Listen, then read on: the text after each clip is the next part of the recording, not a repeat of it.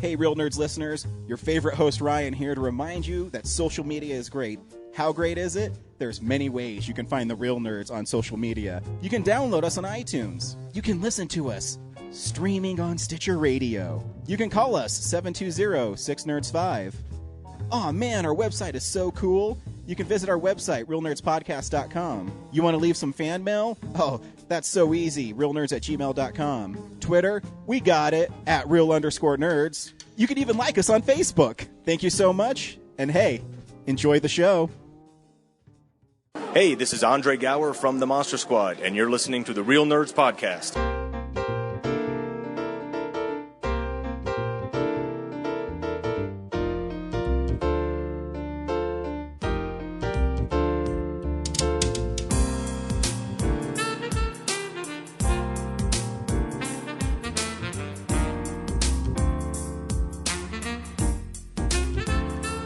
Welcome to Real Nerds Podcast, unofficially the official podcast at Denver Comic Con.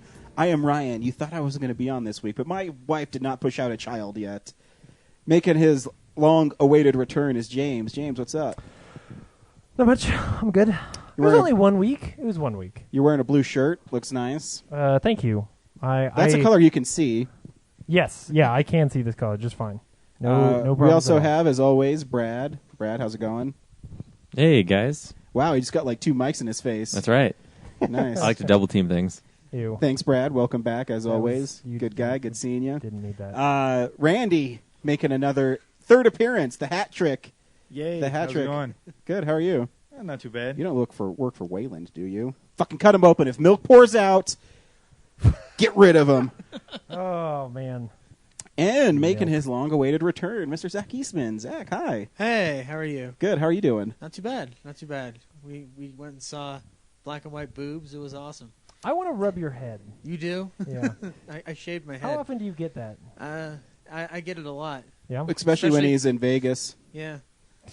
That was a hooker joke, guys. That was a hooker joke. Every week we go see a new movie and we podcast our experience to the world. This week we all saw Sin City, A Dame to Kill For. The awaited sequel. 9 years, man. Can you believe Sin City came out 9 years ago? I could almost tell that Jessica Alba was older. Almost. She looks exactly the same, like through her whole film career. Yeah. It was just in the flashback. I was like, oh, she does look a little young. But she'll always have a job as long as Robert Rodriguez still makes movies. Oh, that's unfair. Her children are going to be so proud of this one.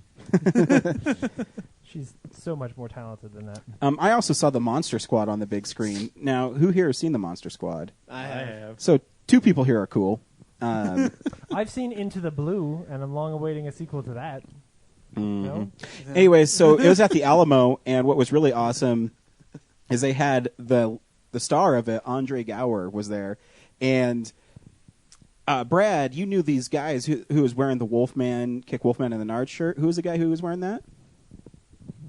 Was Matt Willix? This is Matt Willix. Yeah. Yeah, you guys know him? Yeah. You guys are fucking annoying as shit. What? I'll tell you. So, yeah, I want you to name drop him because Shut I'm going up. to tell you what you shouldn't do at movies. And I'll tell you what's awesome about the Alamo Drafthouse. So, the movie starts, and him and his friend Duncan, the reason I know his friend's name is Duncan is because Duncan Rager is the name of Dracula in the Monster Squad. They're like, oh my God, that's like your name. And they were talking really loud. So I wrote on it. I said, can you please ask the guys next to me to be quiet? And I put it up, and my server is this cute little girl. And she runs by, and she looks at it, and she gives me the thumbs up. She comes up, and she's walking around. I'm like, she's not going to do it. And then they start talking again. She comes back in the aisle, and she's like, you guys, you don't talk during the movies here. And she just kept on going. This wasn't our friend Matt Willix. I was like, nice. Yeah, it was, because you guys talked to him before. So. Wow. So I'm calling him out because don't talk during fucking movies, dude. Ooh. I don't care if you've seen it 100 times. And what was awesome is our waitress, I forget her name, and I can't believe I forgot it. Was but it Kendall? No. Oh. No, she was. I like Kendall. She had glasses and had braids in her hair. Yeah. And she was really little, and how she just came around like a fucking panther, and she came and she said, "You guys are not allowed to talk during movies." She just stalked him. She did, Yeah. and as soon as she said it, they just shut up. Good. They didn't say a word for the rest of the movie. Do they know? Do they know it was you that called him out? No. Well, the first time, I'll tell Well, you. they did because after the movie, he stood up and went, "Motherfuckers, shut up!" Well, they should have, because I was nice the first time because they Yeah. were talking, and when I told you that Duncan part, I said, "Guys, please, come on." And then they kept on going, so I put up the thing, and she went around and came back around and told him to shut up. It was awesome. Was Cougar sitting with him talking? No, I didn't see. Was Oh. Cougar there? Yeah. Yeah, that's why I'm saying this might not be the same group of people. No, it was. Who else was wearing? No, you guys were talking to him before. Oh Almost wait, maybe it guaranteed. was it? Did he have the Monster Squad DVD with him? Yes. Oh, that's extra cool. It's not Matt. That's not Matt? That's not Matt. No, but sorry. Is Yeah. this skinny guy kind of shaved head? No. Oh, maybe it's not him either. I don't know. Hmm. Who's this mystery person? I know you guys Ryan were was were yelling- talking to him before Ryan, are because you yelling at ghosts in the Alamo Theater? no, I didn't yell at anybody. Freaking my server did, and it was amazing. That's awesome. I'm glad they're actually enforcing that because every time I've written I know something because up, they don't do I was anything. afraid of that, and I put it on, and she just kind of bounced. I was like, "Oh fuck!" But I didn't know she went around and waited for them to say one more thing, and she was like a fucking panther, like ready to strike. Yeah. So it's a great moment in my Alamo Denver career. But how was the Q&A? The Q&A was lots of fun. He was pretty funny in it, and I met him after the show, and he was really cool. You can see our picture on Twitter. And Who is he? I already said Andre Gower. Yeah, Andre Did Gower you? from Said it the, earlier. from the Monster Squad. yeah. Yeah. People don't listen to me. I was listening. Thank you. No. But I'll talk about the Monster Squad when we talk about what we've been watching, because Spoilers. we also talk about movies we've been watching, comic books, movie news, releases, box office numbers, all that jazz. Fan mail. We don't have any. No. We do have. You guys need to respond to Cora. Cora's going to be here September 12th through the 14th, and she wants to be on the show. Oh yeah, I wasn't even thinking about the fact that you won't be here. So I won't be here. Oh, I'm going to disappoint all my fans. 12th through the 14th? This is for sure going to be my last show for a little bit. Not only are we definitely going to get her on the show, but we'll have to find a way to like. That's Tusk Week. meet you. It is. That's Tusk no, week. it's the 19th is the Tusk. Is the Tusk? Is Tusk. 19th is Tusk. the So Tusk. Right, but what, 12th through the 14th, she said? Mm-hmm. Is like not a Friday? Oh, 14th is a Monday. You're right. this is really wonderful. to We'll talk find a way. about. Doesn't Yeah. have to be a Friday. We Hey, are hey, doing the show on nature finds a way. Friday. Yes. Nature finds a We way. will go see Jurassic Park. So yeah, I'm sorry, fans. I won't be around. I'll be around on Twitter and maybe on the website. I don't know how much time this fucking kid's going to take up. So Seriously. I'm going to say at least 18 years. probably. Good call. But I've already dropped hints. There is a movie that's going to be coming out in a little over a month. Mm-hmm. And it's very obvious when my return's going to be. Very obvious. If anybody who's a fan of this show, you'll know when I return. The Impossible Machine.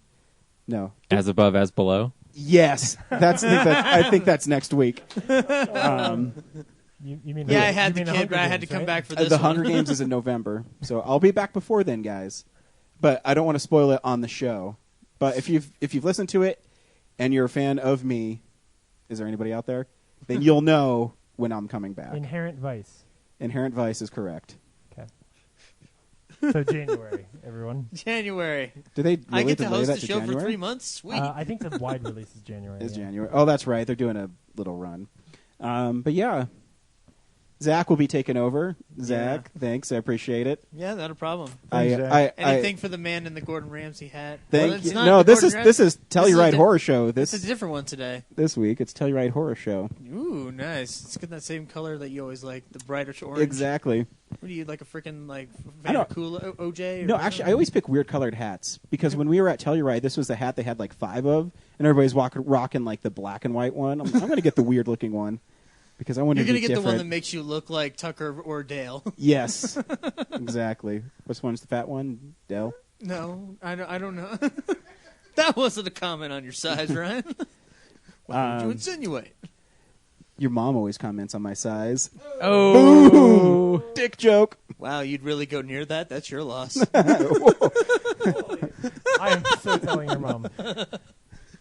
Mom, I'm sorry. But it's fun. Well, I'm glad everybody's here.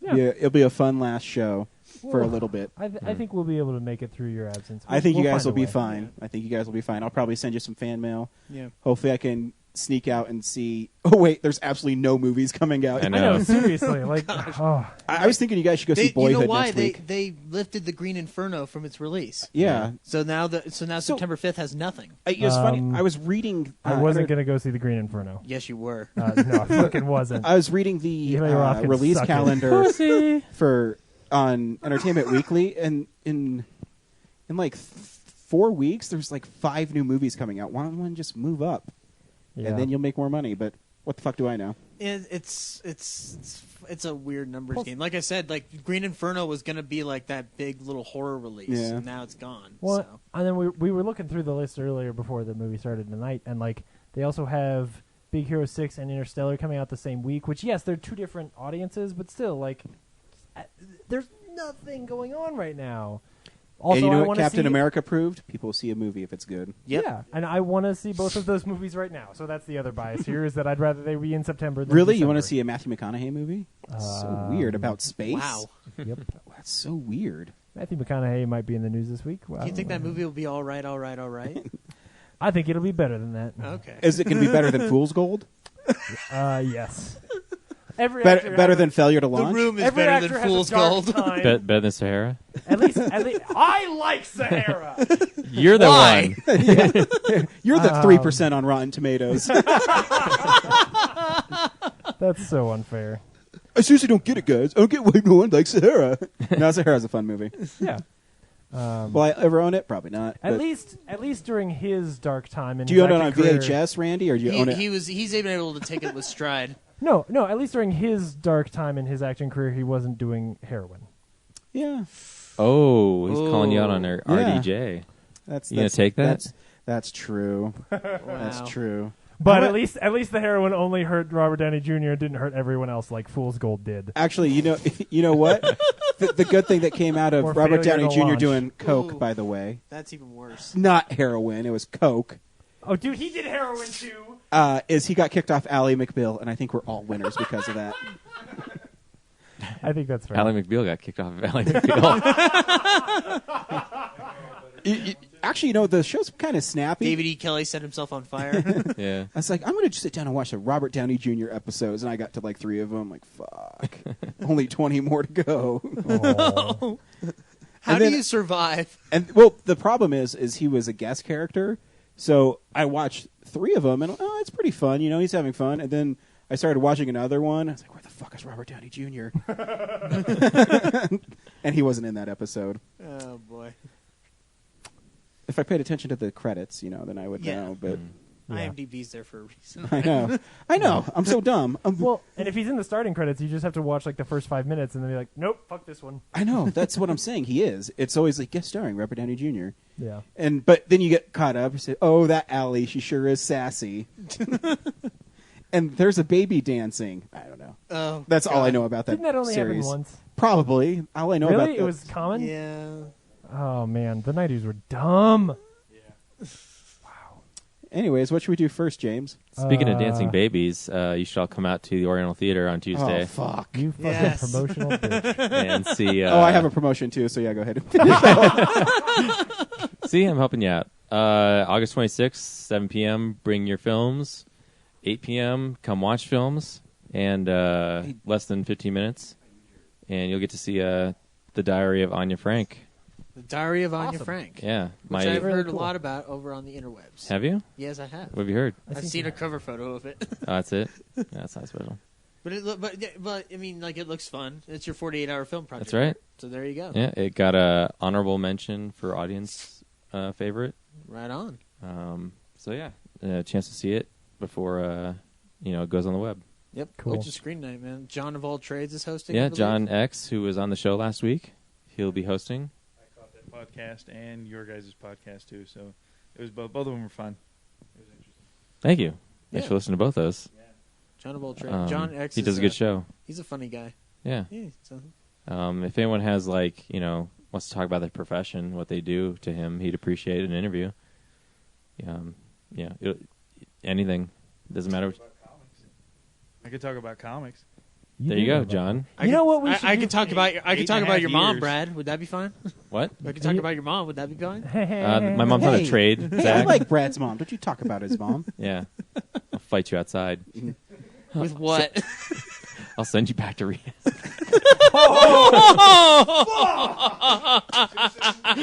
What? Too soon? He's fine, you guys. Wow. Laughter's part of the healing. Holy shit. It is. Ask Robin Williams. Whoa! Man. Cut me, Mick. And- Cut me, Mick. Cut me. Oh, this podcast is so dark right Yeah, now. we have to Can't see stop. me. Cut me. What are you promoting? So I have a friend that I've known for a very long time, and he is a musician. And he messaged me on Facebook and wanted me to mention on our podcast. And he's going to come on when I come back from my baby batical. Oh my gosh. Baby Batical 2014. Yeah. His name is Matthew Rising, and he wrote a book that will appeal to some of our listeners. It's a young adult book.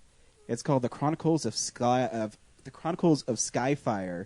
The Rise of the Shadow Nation.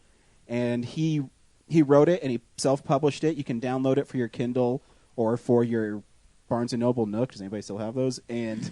But that's great if someone still does, because you can get his book on there.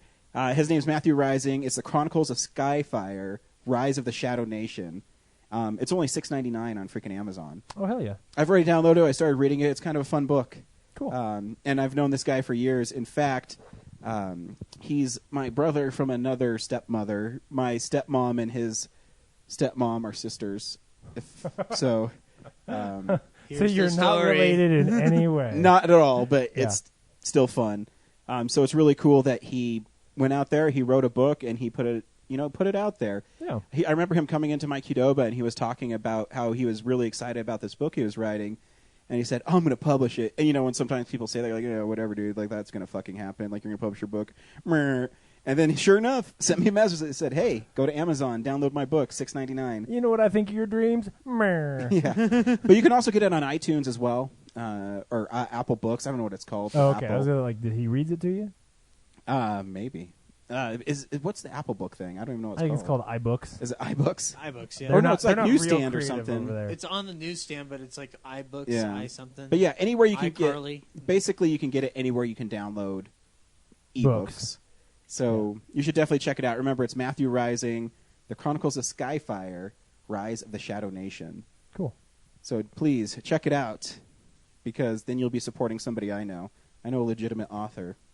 Just branching out, guys. Oh, yeah, just, not, just, you know. just That's what it takes Not the guy for you who to like- download a book. to Is you have to be college related to and- them. What book have you Got written? published a couple times. Not a book. I don't have books. I'm waiting for a book from you. You're right. You're right. I know you wrote one, Brad. It sucks. Yeah, you never downloaded it. Thanks.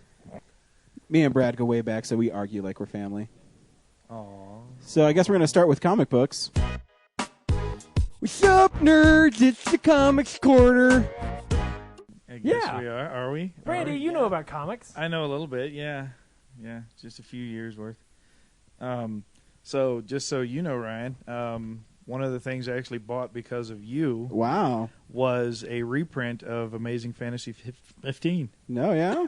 Very first Yeah. appearance of Spider-Man. Yep. So All right, book. one of these days I might actually read that. Mm. It cost me like 25 cents, so I don't Yeah. know if it's going to be worth the quarter or not. Well, Spider-Man's story is only like 10 pages in it, so... Yeah.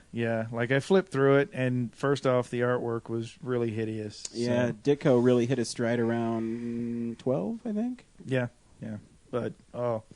But yeah, so all of your Spider-Man stuff made me want to buy it. Nice. So I'm like, I'll at least read that, and then I can tell you about it, and you can go, you want to try something else? And I'm going to go, nah. I'm good." Yeah, because I don't know if that's... it's a cool story, but it's so well known. I don't know if I'd recommend that to people right away. Right, it's basically the origin, right? Yeah, I'd recommend stuff like Fearful Symmetry, which is the death of Kraven, the Green Goblin's death of him and Gwen Stacy. Right. I'd recommend stuff like that. 'Cause when you go back real far, then he's like, saving guys out of spaceships in Yeah. the atmosphere somehow. But there's also And things where he saves dudes from a spaceship and they turn into werewolves. So, that's cool. yeah, man-wolf, leotard. Yeah, those issues aren't bad. They're just No, like no, I agree. they are best consumed in like a Marvel Essentials where you can just like burn through Oh, them and be yeah. like, this is Yeah. interesting. I know, I just got one today. Yeah. The John Romita Sr.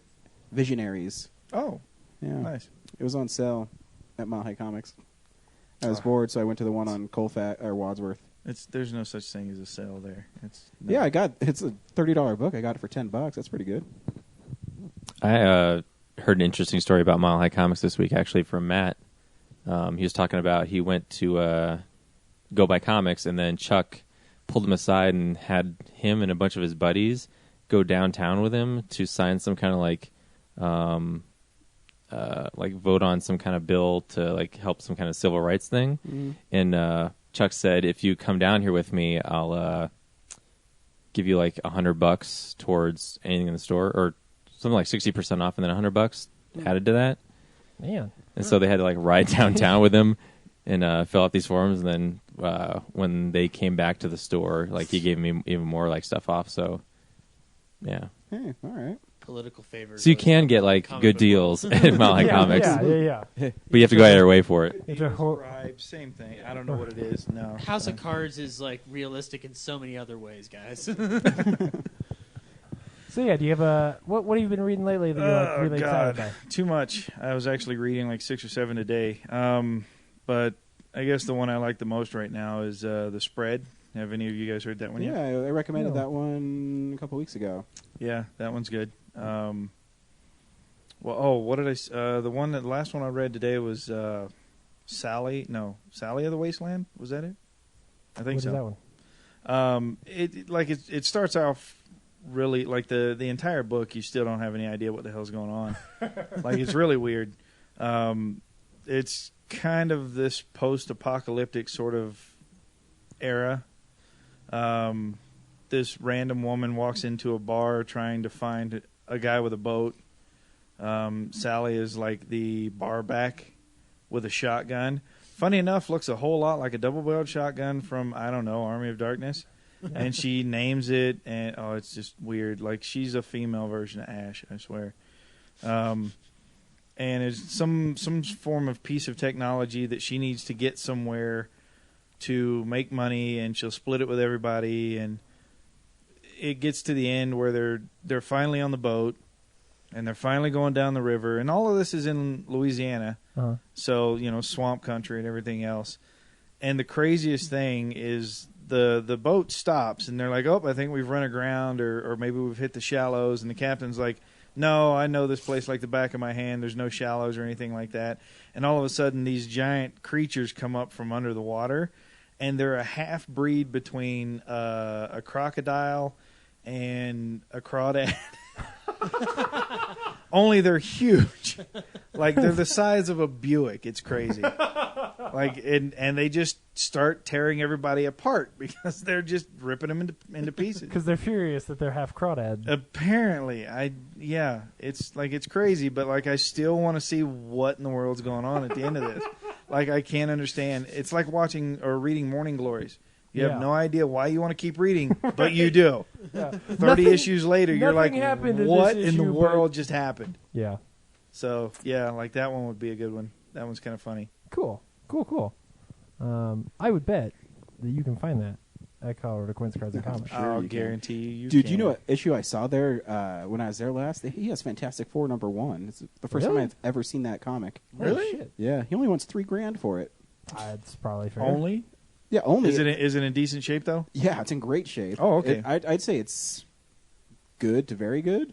Oh, yeah, okay. I could 'Cause, see I that. mean, that's a $75,000 comic, Right. Right. and he wants $3,000 for it. No, that's a great price. Yeah. Yeah. You know what makes him great is he knows he has to move that stuff. Right. So So he he'll drops always, it at a decent enough So he price. doesn't- he I mean, doesn't there's- sit on it. I have Amazing Spider-Man 97. I know Spider-Man sliding down the side of a building, Green Goblin's there. It's a $200 comic, and I got it there, and it's very fine. And he wanted $24 for it. So Oh, that's not bad. Holy that's crap. great! That's a nice deal. Yeah, Did- no, that's why you should go see Andrew at Colorado Coins, Cards, and Comics. He'll hook you up. He always hooks you up. And you can also pick up Real Nerds Pod Show Season 1. There's only one copy left there, and you can pick it up there and buy it. And Glad I see got all these mine. hilarious bloopers. They're almost funnier than the show. I'd say funnier. There's so many to choose from. They're funnier to me just because I know what was going on. Cool. Cool. So what's next? Fuck you, James. I'm picking. Good. I'm just kidding. Zach, get in host mode. What are we doing Yeah. next? I think we're most- going to do some real news, guys. Cool. Real news. It's real news.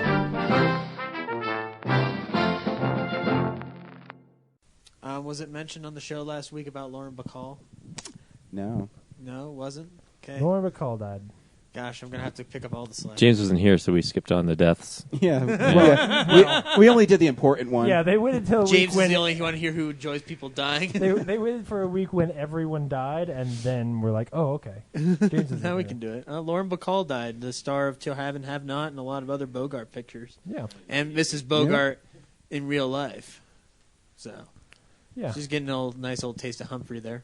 I can't remember her name. The woman who was the main woman from Texas Chainsaw passed away last week as well. I heard about that too. That shocked me. Yeah, Yeah. the one who was running around in Yeah. short shorts the whole movie. Can't believe I can't remember her name either. I know. I remembered it when I love saw horror the thing movies, come and I up, fucked up this time. Yep. You have, Marilyn you have no something. respect for the real dead, I know. but for the evil dead. Tons of. So in other news, Matthew McConaughey.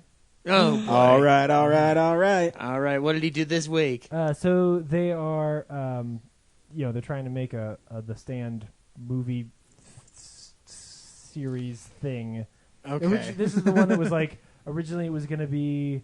Brad, you Oh, gonna no. make it to the Goonies? I'm confusing with Dark Tower because Dark Tower is the one that was originally going to be a movie and then a series and then another movie. But anyway, they're trying to make The Stand adaptation of some sort. And this is how the meeting went. Mr. McConaughey, we want you to be in The Stand. All right, I'll tell you what. I'll do that movie as long as I get to take my shirt off and go ahead and feed my dog over there in the corner. And, my hero's 10 years ahead of me. I ain't ever going to catch him. I gotta just get out there and get him. So anybody who's read The Stand knows that there are some fairly southerny kind of characters in there, like Stu, who you would think that's who Matthew McConaughey would play. Why does Matthew McConaughey have to always play Southern dudes? So that's what's interesting is that we're getting rid of his drawl. He is maybe going to play Randall Flagg, which would be I don't know why I was pretty- totally thinking that too. I was like, that Yeah. would be the one I would see him doing. Actually, Yeah, I wouldn't I think mind that would, that. especially after True Detective, when you see him go super dark and stern, I think that he could play that character and be both menacing and horrible, and at the same time turn it on and make that character kind of friendly and interesting. So that I think that would be really cool. It's the first actual piece of news that has made me kind of excited about them maybe making that movie. now is it going to be like a remake of the first one, or is this supposed to be something different? No, What- this will what be am I- a new adaptation. Okay. Not in any way related to the Gary Sinise one or anything like that. So no, 'cause nobody's so really- I can't expect a Gary Sinise cameo. What the fuck, man? I mean, Gary Sinise might show up, but That'd probably be so not. awesome. Just have him walk in the background. Yeah, yeah. And then the only other piece of news I have is that they so spoilers for Guardians of the Galaxy. Oh no! But they're going to make a little toy dancing Groot finally, as Yeah. has been rumored for forever. Sweet. But Is he now going to have the Jackson 5? they Do don't. it? They don't even need to make movies now. They can just sell that thing for the next year and make all the money they need. What they should do is make it an MP3 player so you could just stick your iPod in it. Oh, and it that goes would be with it. cool. Thanks, Marvel. Oh. Give me your Good job. money. Good job. Yep. Yeah. Is there anything I missed? What did I miss? Yeah, Ryan, how do you feel about Gwen Stacy being Spider-Woman? It's interesting. There's a huge Spider-Man event called Spider-Verse, and I wasn't going to mention it because because Randy's here, and I always talk about Spider-Man. But the Superior Spider-Man had another issue this week, and it's called The Edge of the Spider-Verse. And what basically happened is there's a villain called Morlun, and he kills spider people, and he's able to. Basically, it's a DC story where he's able to go through the multiverse, and he kills all the Spider-Men throughout it. And I remember that cover. yeah, in the Edge of Spider-Verse, Otto Octavius as Spider-Man is going to all these dimensions and rounding up all the Spider-Men, and they're going to create a huge army to kill Morlun. And one of them is Gwen Stacy. In an alternate universe, Gwen Stacy is the one who gets bit by the spider. Written by Oh, wow. Gerard Way, who wrote Umbrella Academy and from My Chemical Right, Romance. yeah. Yes. Yeah. That's interesting. I don't know if he's doing that one, but he's doing a couple of the issues, and they each. It's an interesting story, and the Superior Spider-Man is an interesting story.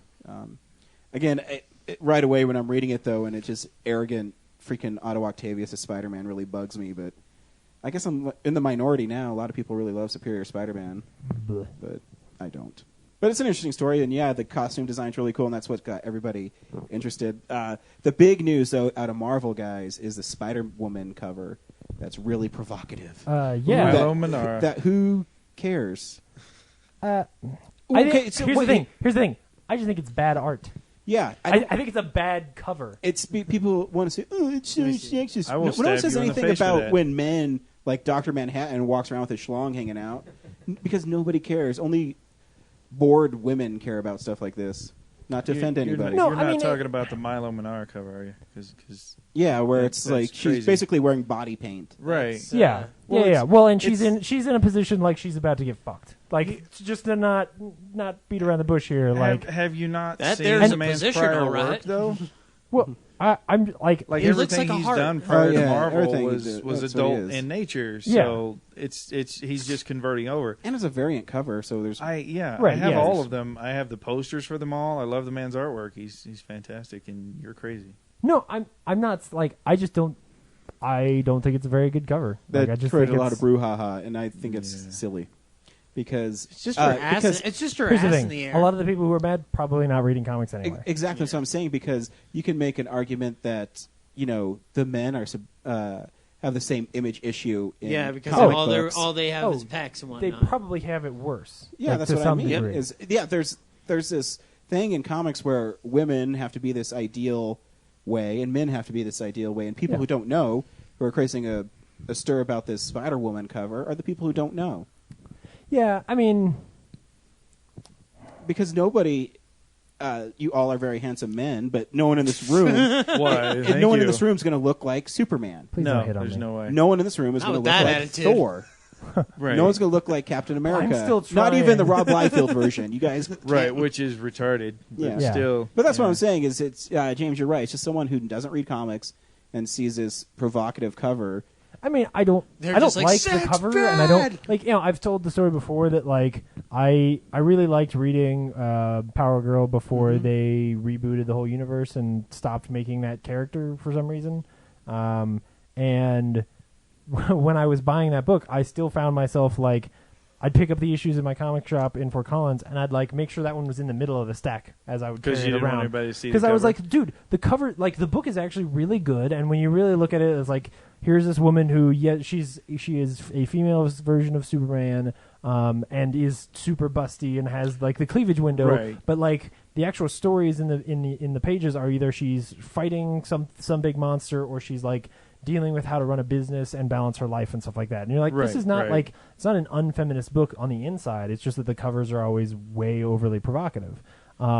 Sell, Which, sell, sell. okay, yeah, like I understand the industry that it is, and I understand that it's shitty that the comics industry is that way. Right. But okay, Yeah. See, I don't care. I just don't. No, it's I don't. I- yeah. If it keeps It's a people cartoon. if it keeps people from reading those books, like if it keeps women from reading like a book that is actually really empowering to women, then I do care. If, Right. If, It's nice if to I, have yeah. that audience Right. in there still buying comics, still reading, and still the keeping same people thing is alive. even true. Like they're But they do. I mean, you can point to any book. Spider-Woman that cover might not be for them, but I can point to Buffy, Angel and Faith, Batgirl, and all that stuff. I agree with you, but Georges Jonti would never fucking draw this cover. No, he wouldn't. He's Right. not that kind of artist. Well, and Well, he but didn't- he yeah, would he also didn't be start out aware that of what way. he's doing. Yeah. Like right, like But- he'd be aware of how But he's then you promoting that so, book to the. So, Mr. Comic Code's Authority, you want to censor an artist? No, I don't. I'm saying it's bad business. I'm saying it's not good for the industry, and I'm saying that I'm probably not going to buy the book. Well, the thing which is, is how I control. The thing is, if people only care because it's Marvel, I can go to the comic shop and point at Chastity. What's the Mars You're right. one? Delia of Mars. Hack slash Deja like, Thoris. you're- Yeah, that one. Yeah. Anything Jim printed Balance. Jim Balance. anything anything Tarot. printed by Aspen. Anything Grim Fairy Tales? Oh God, yeah. Oh, Grim Fairy Tales is like that. You can see those dudes walking in packs through cons. Right. Like they're just the most Oh, yeah. disgusting. And good for them. It's great art. Like yeah, okay. Oh, but it's just I like. own, I don't know, maybe 60 or 70 of those covers, but they're just really but you cool know looking why covers. you have right. Right. It's not like You're not buying it for a story. Right. And no. there's a place for that. Well, and the thing is the Spider-Woman cover is going to be like a $40, $50 variant. Yeah. It's going to be, one, maybe two per shop. I mean, it's Right. not... The real... And why they're making a fuss now when he put out like 14 prior to this is even more interesting. The real shame here is actually that if they ever tell a really great story or have a good Buck, Miss Marvel. Yeah, huh?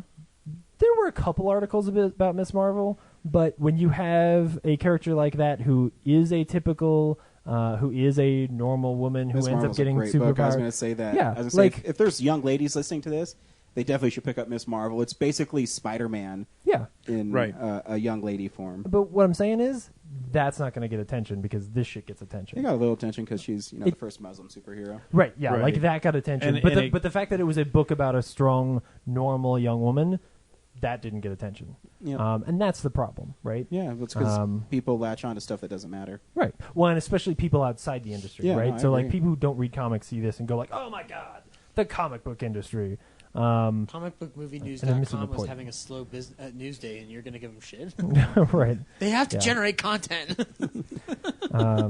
Why don't we just learn about the origin of Thanos, and then that could be generated content. Yeah, there you go. There you She's go. like, kids, we're going to learn about the menace known as Thanos today.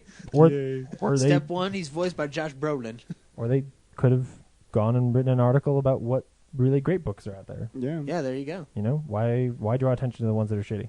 Well, because what's the And old I'm saying? not even saying the book is shitty. I just There should Any, be an article any to press, remind people to negative read or Slaughterhouse positive, is 5, still but- press. So it's drawing attention, whether it's bad or otherwise. It'll still, like people Right. that. How many people are going to walk in there that saw that article and go, "Do you guys have that $40, $50 cover? Oh, well, we had one. We already sold it. Okay, I got to find it quick."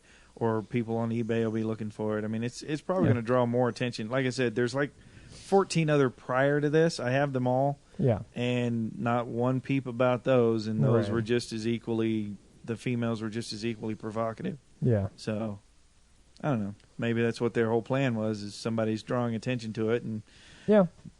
maybe someone will buy Spider-Woman just because. Look at that heated I hope they make a debate good we book. got into. Yeah. This was the #1 movie in the box office this week.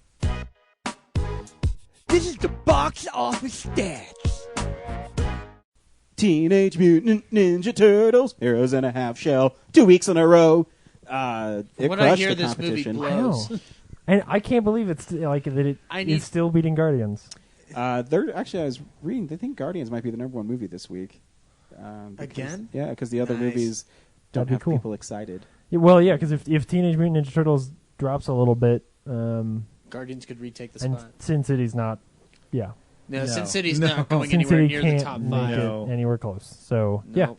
I would bet because it's got the tail to But Ninja Turtles, second week, 24 million? 28. 28 million. Guardians was at 28 25. million. The movie we saw, Expendables, debuted at number 5. 4. Jeez. 4? Yeah, 15.8. Wow, that was a huge drop. Got beat but- by From- Let's Be Cops. But this is how much they care, and it will make 200 million overseas. they Yeah. don't care anymore. With a low budget, Yeah. and they already have the next gonna- sequel lining up. Like, Yeah. Yeah, they don't care. who gives a shit? We need another one. Well, the next one will be Yeah. women. I heard about the one. Yeah, the woman one sounds fun. Dude, but I will pay to see Stallone and Schwarzenegger shoot big guns and say cheesy lines all fucking day long. Right? Yeah. I have no I love disagreement those with that. movies. I'm just like, why don't they just do it? Like, I like the movie The Tomb.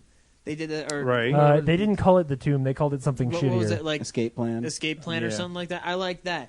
I like The Last Stand a little bit. I like if they don't need to attach the Expendables name to it. Oh, Just no. like give them a bunch of different projects to do. Do you know Yeah. Schwarzenegger has Stallone a movie and coming out Schwarzenegger and about Paint Your zombies? Wagon. I forget what it's called. It's a little independent film, and his daughter becomes a zombie, and he's protecting her, trying to find a cure. Mm-hmm. That sounds cool to me. Yeah. Sure. Yeah, I haven't Yeah. even heard that. Well, and yet. I think that's Wow. what Zach's sort of saying is like he would rather see Stallone make, Just make one-off anything. little Like action I don't care if movies. it's Grudge Match 2. Just like make something. I do. Yeah, I kind of do. I really don't want there to be a sequel to that. Yeah. That was very sad. But yeah, cool. Blu-rays. Blu-rays and DVDs. Fuck DVDs. DVD releases and Blu-rays. That's my new thing I say every week. Fuck DVDs. DVDs got me through some hard times, man. Before Blu-rays happened. Yeah. Right. The Walking Dead is the big one. That one's coming for me. Yeah. Did you order like the crazy version with the No. like zombie lady coming out? I think it looks cool, but I don't think I want to spend another $60 just for that. And I don't really Yeah. want to put it on the. Where would I put it? Yeah. I mean, they There's gonna look be great. a They thing. look great. If you want to get them, that's awesome because they look fantastic. Oh yeah. But it's Is just this one still Todd McFarlane? yeah, You know? still Yeah. McFarlane toys. Cool. Cool. But it looks great. I mean, I thought the governor's little aquarium was awesome. Yeah, that was pretty neat. But I just don't have the shelf space for it. Yeah. At a certain point, you just.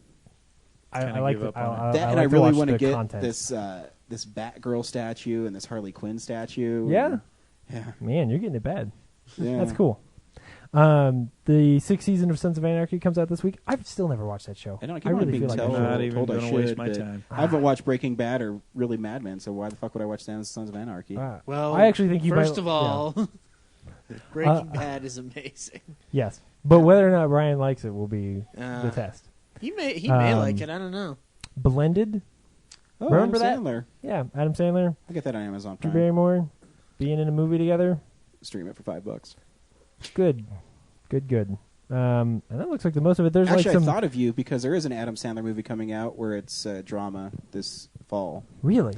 I forget what it's called, but I read a whole article about it, and he's fuck. Now I can't remember it, but yeah, there's a drama where he's coming out in, and the director and writer of it is some independent guy, and I Dude. thought of you. I'm so excited. I'll go look at my Entertainment Weekly after the show, Yeah. and so our listeners can't listen to it and wondering what the fuck I'm talking about. It's called Reign Over Me Too, James. Is Legend of Hell House a? It is. Yeah. See, It I'm is a I'm Scream starting to get Factory. good at spotting which ones might be a. I watched two Scream Factory Factory one. Blu-rays this week, guys. Yeah? Stay tuned for what we've been watching. It's a pretty cool cover. That one. It is. It's their old That's a pretty- theatrical trailer. Yeah. Yeah. I mean, theatrical poster. Yeah. So that's pretty cool. And then I think that's it. There's some like Blu-ray releases of Sleeping Beauty and 101 Dalmatians, but I think they're I clicked on those, or like from Korea. yeah they look because I was like, a sweet 101 Dalmatians. This cover looks weird. yeah exactly yeah they look like they came in a cardboard box. But there's a Criterion of Vengeance is Mine. So if Seems you're like looking it's kind for of your light week. bootlegs, come on down. Yeah, to it Amazon. says they're region free, so I'm sure Disney's really happy about that. Since Oh, him good, and Amazon Fantasia, are too. already in a freaking dispute that you can't pre-order stuff from Disney on Amazon Yep, right no now. Captain America Winter Soldier for I you know. peoples. Fuck. Really? What? What's the deal with that? Yeah, you have to go and buy it in the I store don't- like normal people. Yeah, I don't know what the deal is. You can buy them from them, but they're not going to put them on until they're released, so you can't pre-order them. So Huh. the idea is that you actually Did they- have to wait till the day of, Yeah. and then you and 10 billion other people Because have to fight for something Have they fucked up Amazon's and sent them early or Well, something? that- no, Amazon's pissed. It was something with Disney, and Disney's mad at Amazon. So Amazon doesn't want Disney to know that how much they can pre-order, and a lot, whatever. I don't know. Interesting. You can read the whole article. It's a long article. I forget exactly what it's for because it's basically along the lines of the Amazon and the books and stuff. There's a Jesse Eisenberg movie called Double. I've never heard of. Anyway, He still makes movies. Yep. All right. Yep. Yeah, he's gonna be that villain in the next Superman movie. What's his name? Brainiac. Luthor. I can't remember who he's playing. Lex Luthor. Oh, that's right. I wish that movie had Brainiac in it. It really sucks when I can't do sarcasm with Ryan. I wish it'd have like someone else besides Luthor. Come on. Yep, I agree. I wish they'd had somebody else in that movie other than Superman. Anyway, that's Blu-rays for this week. They do. They have Batman Yeah. Oh, you're right. Okay, now I'm interested suddenly. and Aquaman, Yeah, you're losing me. That, You're yeah. losing me. Cyborg. You're losing me. Wonder Woman. Wait, is Nah. she gonna be cool? She looks cool. Yeah. I don't think so. Is she gonna still be- looks thin. Way Is she too gonna- thin. I don't care about that We were stuff. just talking about the looks Well- of people in comic books. Well, but and I'm not talking about like she's not big breasted. I'm talking like she's supposed to be this big Amazonian woman, Right. And she's She looks like a model in a costume. 98 pounds soaking wet, sort of a thing, and I'm I not still she impressed. looks cool. Well, and to Yeah. be fair, that was a promo photo, so maybe she's bulking up, but I don't think so. I would hope so. But she can only I mean- bulk up so much. She's really small, anyways. right. If she's Yeah. got the frame of a small person, you can only do. She's got the heart of a strong woman, Randy. That's all she needs. The heart of an Amazonian. Yeah. You know who had a frame of a small person in a movie? Jesus. Michael Keaton in Batman, and he rocked it. Awesome. Did. Ah. You know, look, Yeah. Brad, I got this week, and I hardly ever do this, but it was on sale at Best Buy for $10. That's all the. You sure you needed all Batmans. 4 of those? They came all together. He got 3 of them for free. Yeah. And then I can watch the first one and get disappointed all over again. Yes! I agree. I think the first one's the least of your worries. No, actually, I think the second one's the best one, but we'll see. I haven't seen him. I haven't seen him since you let me borrow him like 6 years ago. So I haven't seen Returns in a while. I ought to rewatch it because I remember being disappointed, but I also have rewatched Batman 1 and thought like, Yep. Batman 1 still works. how come he catches bullets like Darth Vader? Okay, yeah. But how does it? I understand the armored gloves. How does he get the bullets to come into his hand? Hello. Why doesn't he he's bounce around like a Batman. ninja? It's He's a Tim ninja. Burton, dude. It He doesn't make need any to- sense. That's why Tim Burton's one of his best movies is He's Pee-wee's an Big artist. Adventure. Is because there's no. He shouldn't need magnets in his metal gloves. He's a fucking ninja. He should just avoid the bullets. What? Not in Tim Burton's version. I know. In That's Tim my Burton's problem. version, Batman's rarely in The Gotham. best thing about that movie is the Waltz of Death. The score is the best part of that movie. Anyway, Oh, when he's like, "This is when we were made for each other, beauty and yeah. Beast." No, but just that score. Just go put on that score. Like that song, "The Waltz of Death," is great. Anyway, This is the stuff we've been watching. So, yeah, this is the stuff we've been watching. Randy, you want to start us off? I could do that. I actually made a list. holy right. shit! There you go. Prepared. Way to be more prepared than anyone else who's been It's doing this like show I for 3 really years. want to do this. It's fun. I enjoy it. No one understands why. Okay, good lord. There's actually way too big a list here.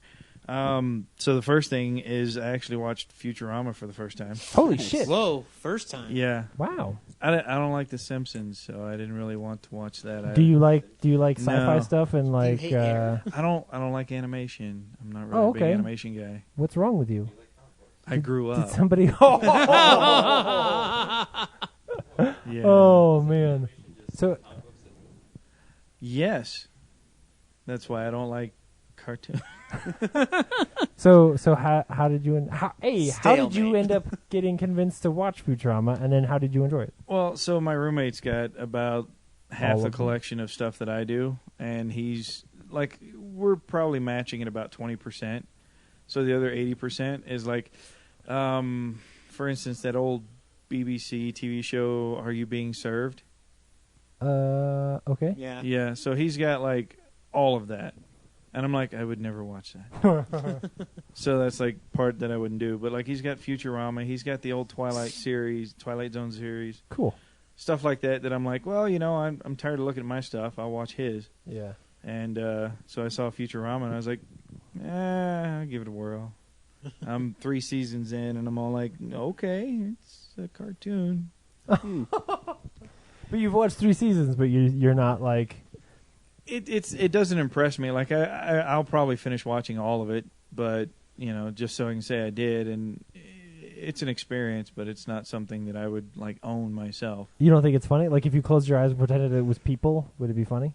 Well, it's funny, but it's not like I'm sitting in my room just laughing my ass off because See, of but no, it it. has such great lines, like when Bender gets sucked out of the Planet Express, and Fry goes, "Oh no! Do you think if we spread cheetah blood all over the engine, we can catch him?" Like, what? See, zany, zany stuff. I Yeah. guess. I don't know. I Not really like the Crushinator. I love the one where they go to the Amazonian planet. Yeah. that Death one. by I Snoo Snoo. just watched that Yeah. one like 2 days ago. It time, snoo. Can't we just cuddle? Are you a big Star Trek fan? we know jump, Yeah. Oh yeah. jump See- or dunk, but we have good fundamentals. It's the same thing. You're killing me. That's the They thing hit that it with the like that's fucking why I love basketball. Futurama is just because there are very few places that are as knowledgeable about Star Trek and know how to get a really good inside joke about Star Trek. Right. in Well, there. there were a couple Um, of those that I saw. A couple of things that I'm all like, okay, that kind of, reminded me of the 70s Yeah. TV show. Yeah. Oh yeah. Oh, because they get the whole cast in there Oh, well, pretty often. Yeah. Um, So have you yeah. seen the episode about the Ooh, my. cloud alien that Rob steals all of their heads and tries to recreate the original Star Trek series? No. No. Okay. Well, then you've got some really great stuff ahead of you. Yeah. Hopefully, at the very least, you can appreciate that part of it. Oh, probably. Like I said, Cool. I mean, it's not like I completely hate it. It's just Something about animation. it was just, just- like Doesn't rub you the right way. if I had to pay for Gross. this experience, I would have asked for my money back. wow, Oh. man. Cold-blooded. Seriously, that's harsh. Yes. Wow. Yeah. I grew up, so my father was not Yeah. the greatest of guys in the world. So instead of growing up watching all those Disney cartoons and animated movies and stuff, I got to watch the Solid Gold Dancers. So Okay. Wow. So that was me at Just 5 on, years just old. on loop. Right, well, just that sort of stuff. Like Yeah. that was what he watched, and I was sitting next to him on the couch, and that's what I watched. And so I didn't watch my first Disney movie until Treasure Planet. So that one was the first one. Okay, well, I'm You couldn't sorry see- for your You couldn't life. see Brad, but he begrudgingly shook his head. Like, that's not a good one to start on. Kind of look. He entered the Magic Kingdom, and that's your reaction. Well, there's 40 other like brilliant Disney Yeah. movies to choose from. I just wish we could have filmed Brad's face. It was really funny. He's like, It's like, I'm just so disappointed by that choice. Hey, no, it was just one of those opportunities. I'm like, sure, I'll go watch it. It's free. Why not? Yep. And I mean, again, wasn't the worst thing I've ever seen, but No. I and wouldn't also pay appropriate $10 for it. response for that movie. Right. God. So what else? I actually caught up on some of my Marvel movies this week. So I got to see Thor: The Dark World. Yeah. That was Pretty good. good. Like I liked it. I really love enjoyed Thor: The it. Dark World. I actually kind of liked it a little better than the first one. Thank Really? you. I did. I- Like 10-15% better. But I think mostly I just wanted to watch it for the little things in the end. Yeah. Like The stingers. like seeing the stone, the Right. Infinity Stone. Getting to see the collector for the first The time. collector for the Yeah. first time, which was awesome because then I got to see Guardians right after that, and it made sense. And I'm like, oh, well, okay. Thank God I didn't skip this. Yeah. So I saw Guardians. That was good. I was with somebody that did not want to stay, so I didn't see the end little Oh, things from that. So you- I had to go on The- YouTube and see that. Of Guardians? Oh, they're fun. I just Yeah. defriend those people. It was a date, so I was Oh. yeah. I kind of couldn't. no 'cause second date. More like no sex getting home. So I was like, yeah, all right, sure, I'll leave. We'll go home together. It's fine. Oh. So it wasn't all right, but I liked the movie. There was Good. parts of it that didn't make sense, but again, I've not ever read anything from Guardians of the Galaxy. Oh yeah. So yeah, You should read that Bendis one. It's good. no, thank you. Okay. Yeah, no, You're the weird comic I guy. am the weird comic guy. I like independent stuff that's poorly drawn and poorly paced. That's what he used to say about me. Yeah, no, I remember That listening you- to some of that the you were words, slow-paced? yeah. No, not I- slow, poorly paced. Poorly paced, that's right. Yeah. No, like somewhere around 95 or 96, I got tired of reading Marvel and DC with their soap opera dramas. Mhm. Who's getting married and who's in this funny love triangle and who's this guy's brother who he hates but loves and can't kiss. I'm like, I don't Should care. read Spider-Man. Oh no, I agree. That's part of what That's- I'm talking about. That's why. No, that's why you should read the weird I don't ones know like that Guardians, Spider-Man. where they I think I've like. read every Spider-Man story. It's not something I cared for. So Okay. blood, guts, and gore and people fighting, that's what I wanted. So that's why I went to Independent. Yeah.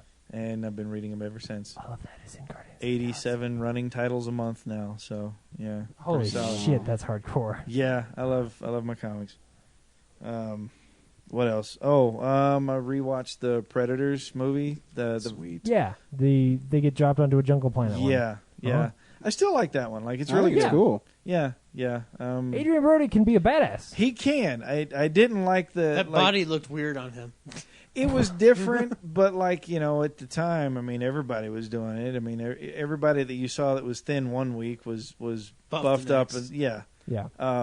It was But I just, couldn't it was get just over his weirdly voice. placed on his frame, like the way Right. his head looks. You don't expect there to be a hulking mass in there. Right, like if you just covered his head with your hand, you could be like, "Well, that could damn near be Well, Is here's- that, anybody." is that else. Christian Bale? If he had Yeah. worn Yeah. if he had pulled Shia LaBeouf and like put a paper bag over his head, then it would have like been more proportion with his body. Oh, Here's the that thing: is guy. I mentioned this last week when I watched First Contact. Like, you don't realize that Captain Picard is fucking ripped. Yeah. Right. Yeah. As okay. Right. I mean, Yeah. the big curly gray hair is a little throwing off, but still. It doesn't like, mean he's not hanging No. from a rafter kicking the shit out of a Borg. Right. Yeah. Right. But I couldn't get over his Engage. voice because, like, it just didn't. It sounded like he was forcing that gravelly voice the whole time, which, of course, it's not what he sounds probably like. was, So you yeah. imagine that's what he had to do. But, Right. like, he could have talked normally, and I'd have been okay with that. Right. But that's like the only downside I had to that entire movie. I was like, everything else was awesome. Yeah. So, and the last one was At least Minority Report. yeah. Like I rewatched that for like the 12th time. Yeah.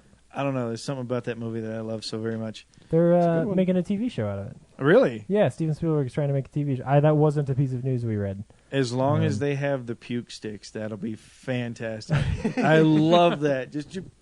There you go. Just didn't matter. Just Yeah. keel over, puke your guts out. Oh, that was fantastic. Yeah. I think that kind of stuff is probably the things I would want them to bring over. Right. Is like those sort of weird interpretations of the future. Or not even weird, but like kind of weird. Right. Yeah. It's the sense of humor in that movie that is actually what bothers me. It's like him chasing an eyeball down a hallway and shit like that, or the fucking sandwich, Oh, man. well, I hate that scene. Is so stupid. It's like the first time you watch it, you're like, okay, I could kind of see how it would happen with the first thing he grabbed.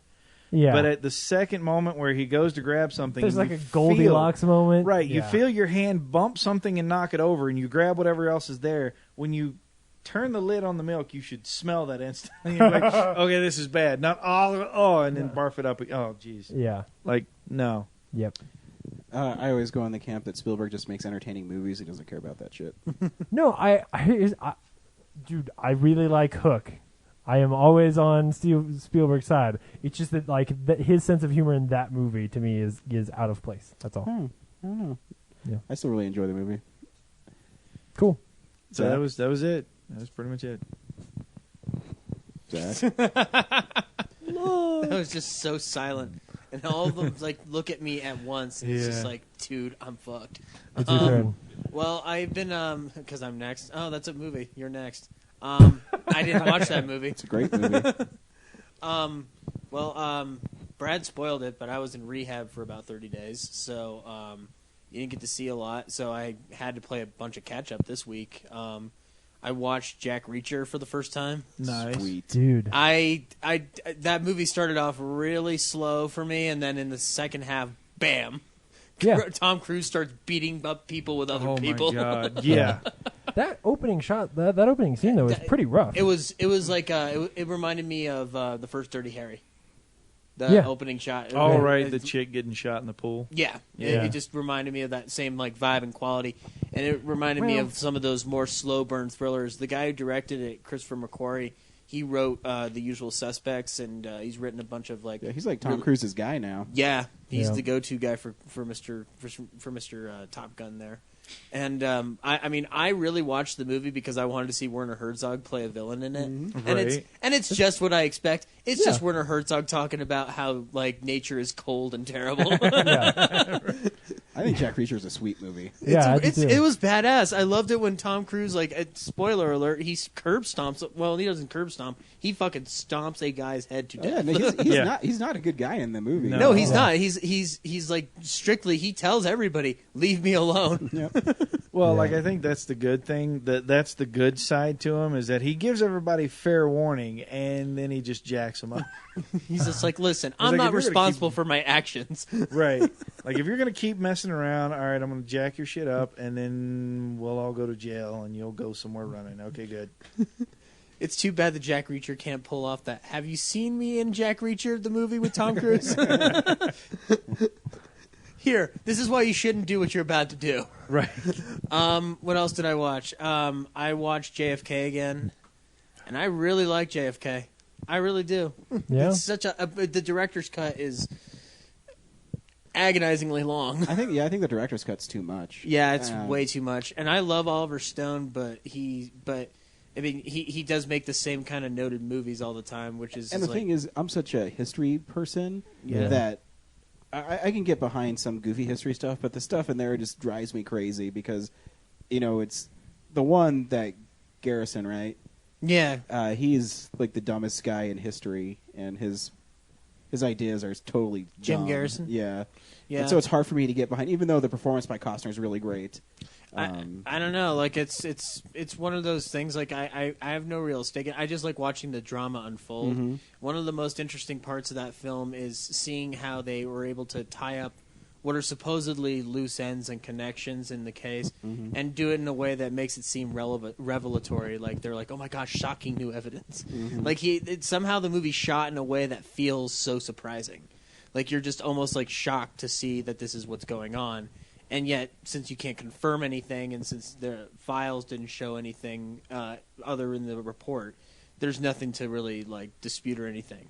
It's just based off of like pure speculation and pure conspiracy theory. But it works. It still works as a suspenseful, like dramatic thriller to this day.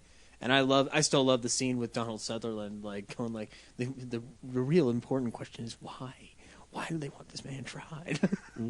Just like that man. You could call me X. I guess Donald Sutherland in the early '90s was the Morgan Freeman of now. He was the He's kind of exposition guy. He was everywhere. Yeah, because he has that cool voice. Speaking of Morgan Freeman, I watched The Shawshank Redemption again. Great. Do you think there's any more perfect movie than The Shawshank Redemption? Like, it's a movie that anybody can watch, and if somebody hates it, like I have never met a person who hates that film, No, me neither. and with good reason. That movie is just like almost perfect in every way. Super solid. There is a Yeah. reason why that movie is pretty much always at the #1 spot on IMDb. Because it's like you said, there's not anybody who doesn't like the movie. And when every time somebody watches it, you come out of that just feeling like 10 times better about your life. Yeah. Yeah. Man. I still like pretending what if Red ratted on Andy. Andy Dufresne was my friend, and then I ratted on his ass. Warden, he's escaping.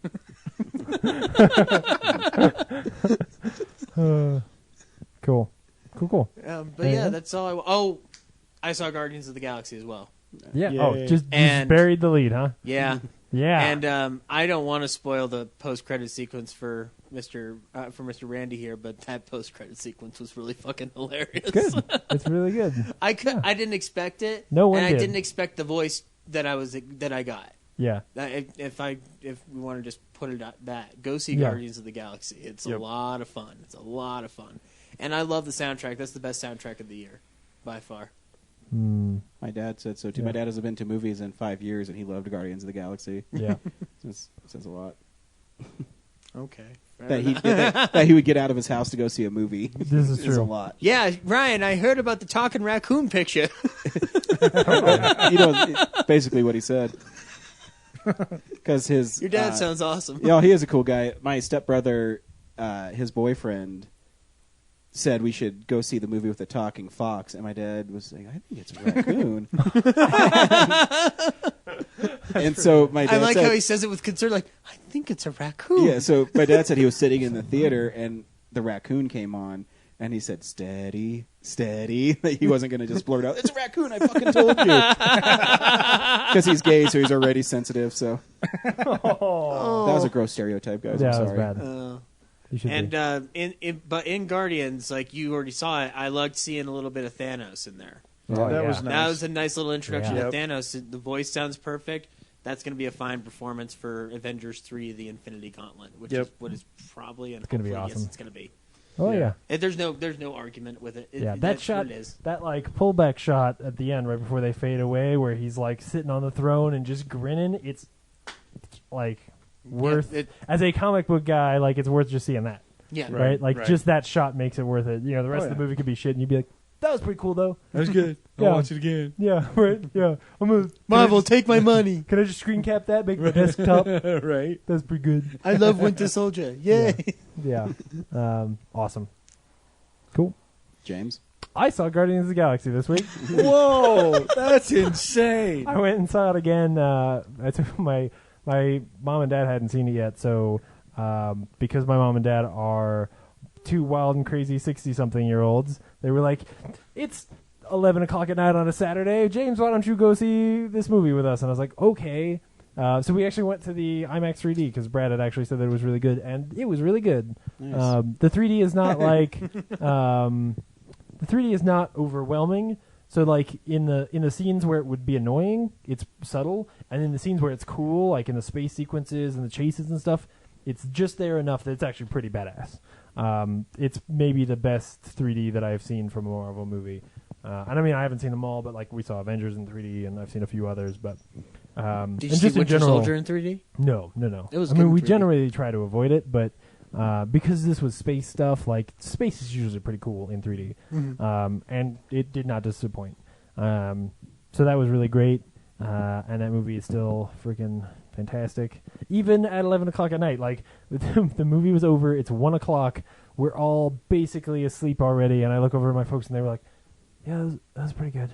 That was pretty good." And it was the next day when I like met them for lunch. They was like, that movie was great. We really loved that. Like, oh, okay, good. There's the enthusiasm I was expecting at the end of that film. Oh yeah. But it was cool. You know, my dad has this really dry sense of humor. He doesn't tend to laugh out loud very often. Like he finds things funny, but he'll just like tell you like, "Yeah, that was funny."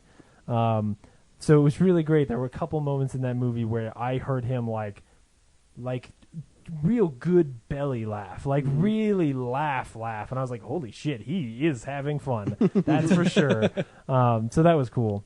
Other than that, I haven't watched much. You know, I was in Fort Collins last week, so that pretty much killed most of my weekend.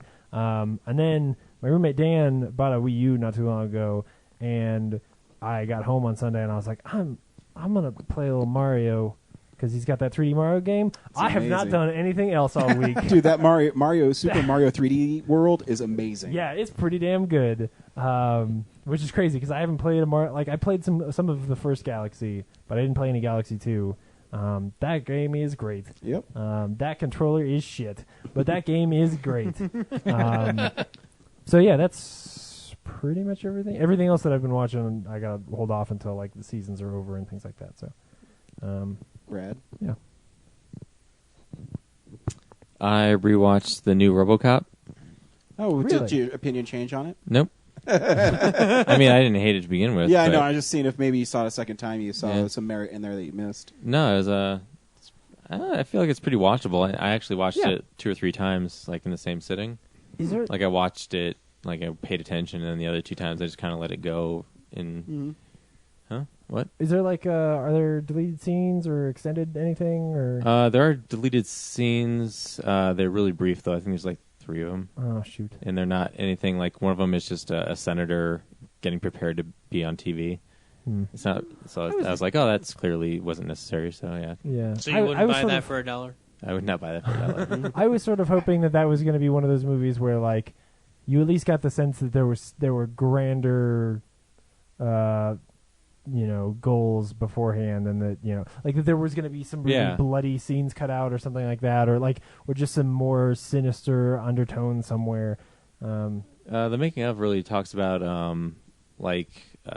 the director went in for these to interview for these other movies, and he actually said like, I'm not interested in these. Yeah. Like he's not a big name, but he had the balls to tell the studio like, yeah, I don't know about these other like things you're pitching me. And then there was a poster for RoboCop on the wall behind the guy. He's like, what about that movie? I like that movie. Can I remake that movie? And they're like, tell us more about what would you do differently about that movie? And so that's how he got that job. It's awesome. Yeah. That's pretty great. And unfortunately, he didn't do much different other than kind Yeah. of update. The whole Sam Jackson's thing is an update of the newscasts that are in the original movie. And of course, I would buy that for $1. They sneak into the whole training session.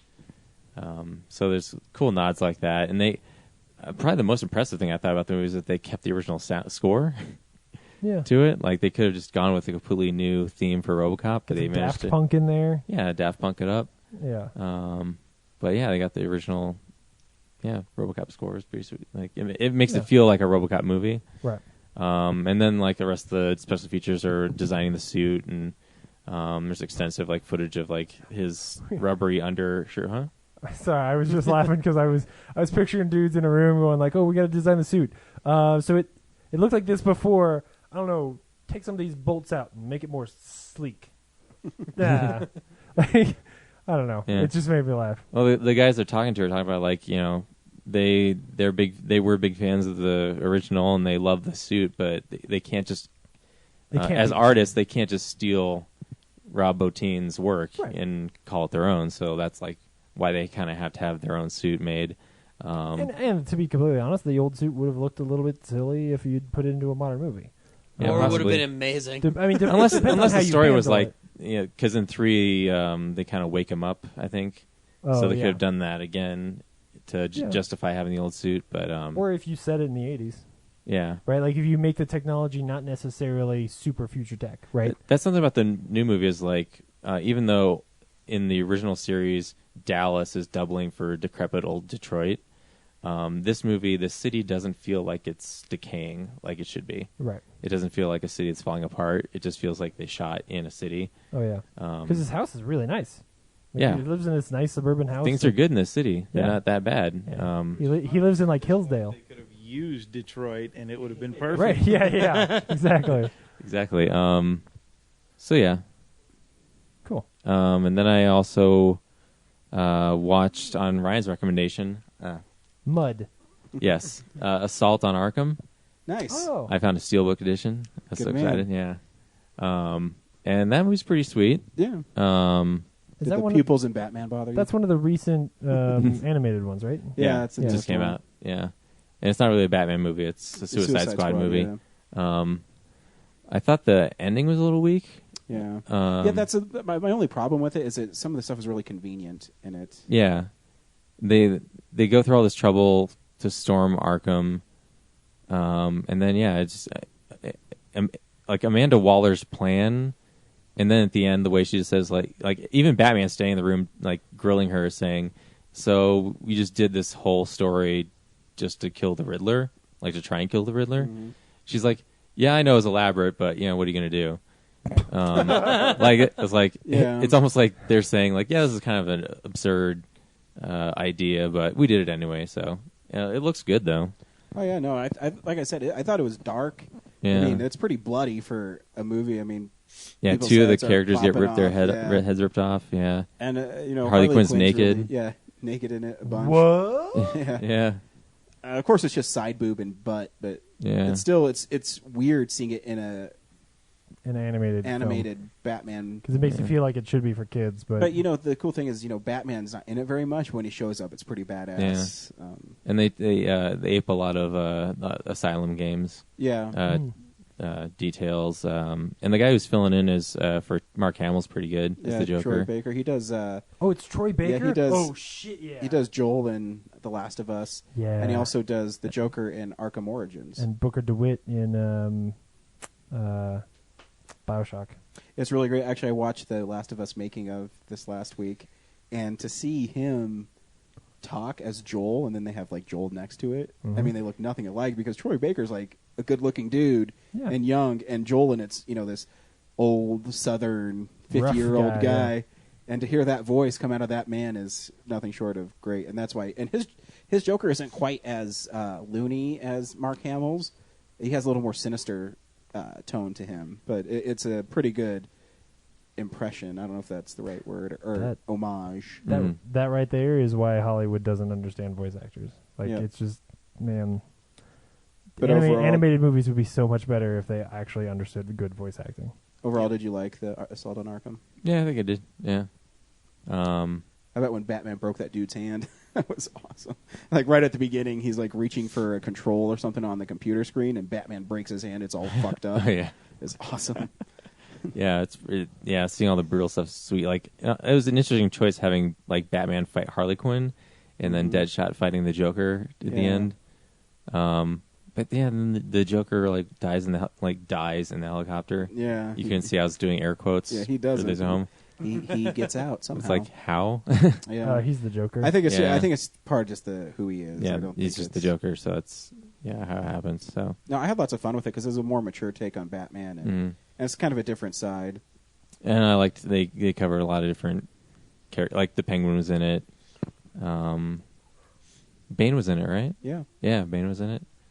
Yeah.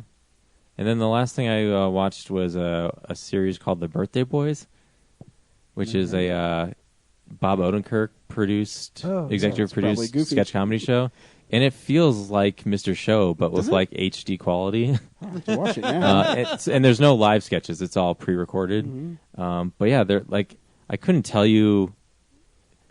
say anything funny right now. The sketches are so like, it's like Mr. Show. You can't really explain Mr. Show why it's funny. Yeah, it's so weird. You Except just have to maybe the watch rock it. band, but I mean, Yeah, but yeah, Wicked Scepter. Yeah, but Mr. Show is so bizarre. Yeah. but you can't do the setup justice at all in Mr. Show. Like one of the sketches that stuck in my head all week was one of the guys, and it's a troupe of all dudes. There's this one guy. He's dressed up as like an alien from another planet, but it's just like he's got antenna, like the little bouncy antenna, and then like a silver suit. And it starts out he goes to like a kid's birthday party, and he just has this like little jingle that he sings to the little kid, and like it always ends with like, "Hey, little Ryan, you're cool." And then he stops, and the little kid's like, "Hey," the character's name is Whoosh. The kid's like, "Hey, Whoosh, will you stay and have cake with us at my party?" And then Whoosh just kind of stares at him for a bit and says like, "No, I have to go sing to other kids." And then the sketch is like he just goes to another house, sings the same song with like, "Hey, Caitlin, you're cool." And then he goes to another, and then it like has this montage of just like different kids' names filling out the song, and then it ends with like he's on Mars, and he's just sitting on a rock on Mars and like in nothingness, singing to himself about his own birthday, and there's no one there to be there for him. And that sounds so like Mr. Show. Yeah. It's not even funny. There's one.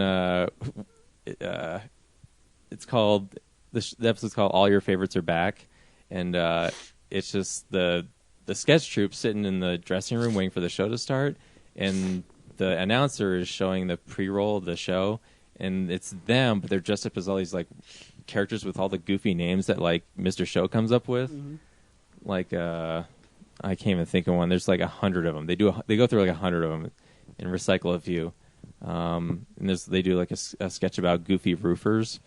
So Bob Odenkirk's in the show a lot of the times, and he's like this old man, and all the birthday boys are working on the roof, and they're just like goofing around, having fun, and they eventually get their own TV show called Goofy Roofers. It's like a sitcom. So stupid. Bob Odenkirk in one sketch plays a dean. He's like Dean Hartwell or something. And he's talking to this other guy, and he's like, "We got to get those kids at the other college." And then the guy he's talking to is like, "Well, we can't because you're not a dean of a college. Your name is Dean, and I'm just the janitor that you told to come in your office and talk to." And then there's one they lampoon Disney. You all right? Yeah. All right. Allergies. Your cat. Oh yeah. Shit. Sorry. We can kill the cat. Do you need an EpiPen? Yeah. Shit. They make fun of Disney by doing this documentary about a guy who looks like Walt Disney, but he was a terrible artist. Like he created a character just called Fucky. It's just a bunch of scribbles on the paper. Yeah. But later in the show, it turns out, like in Europe, his whole animation was the best thing ever. So it's an amusement park dedicated to Fucky and stuff. Yeah. That's awesome. So there's only 10 episodes. Well, where's it on? It was on Netflix. Oh, cool. It's an IFC show. Yeah, there's only 10 episodes, and I got through it really fast. I was like, damn it, I kind of want more of this. But I don't think there will be, because I think I heard about it on TV like 2 years ago. Yeah. Oh, And, yeah? Yeah. Huh. I don't see a season 2 anywhere. Hmm. That's a shame. Cool. Let's check it out. Right? I watched a couple things. I got 2 Scream Factory stuff this week. I got one called The Final Exam, which is a 1982 or 83 slasher. I can't remember. And as a slasher, it's not too bad, except most slasher movies, the villain has some reason to kill people.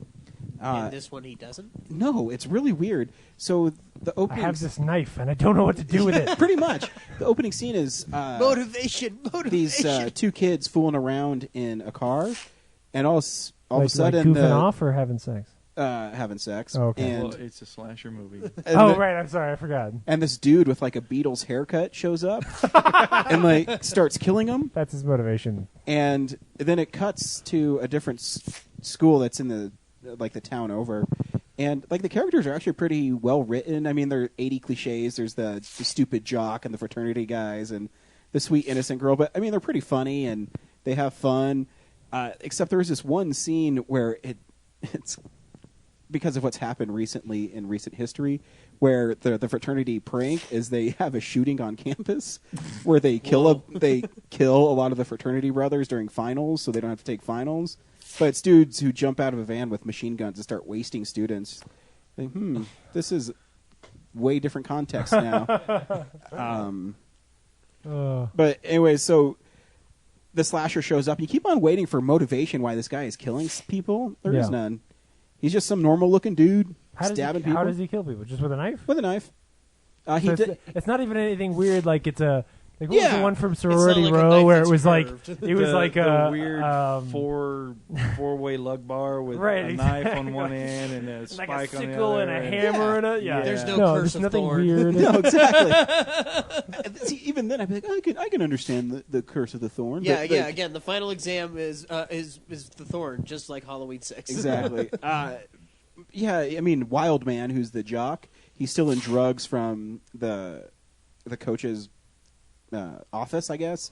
And he comes out, and the slasher guy, who you never really hear his name, I think he's called the Man in the credits, and I'm not sure. The Man. And he's standing in the middle of the basketball court, and Wild Man sees him, and he throws all the drugs down. He's like, "Ah!" And he starts charging at him, and he runs into the slasher guy, and he like bounces away.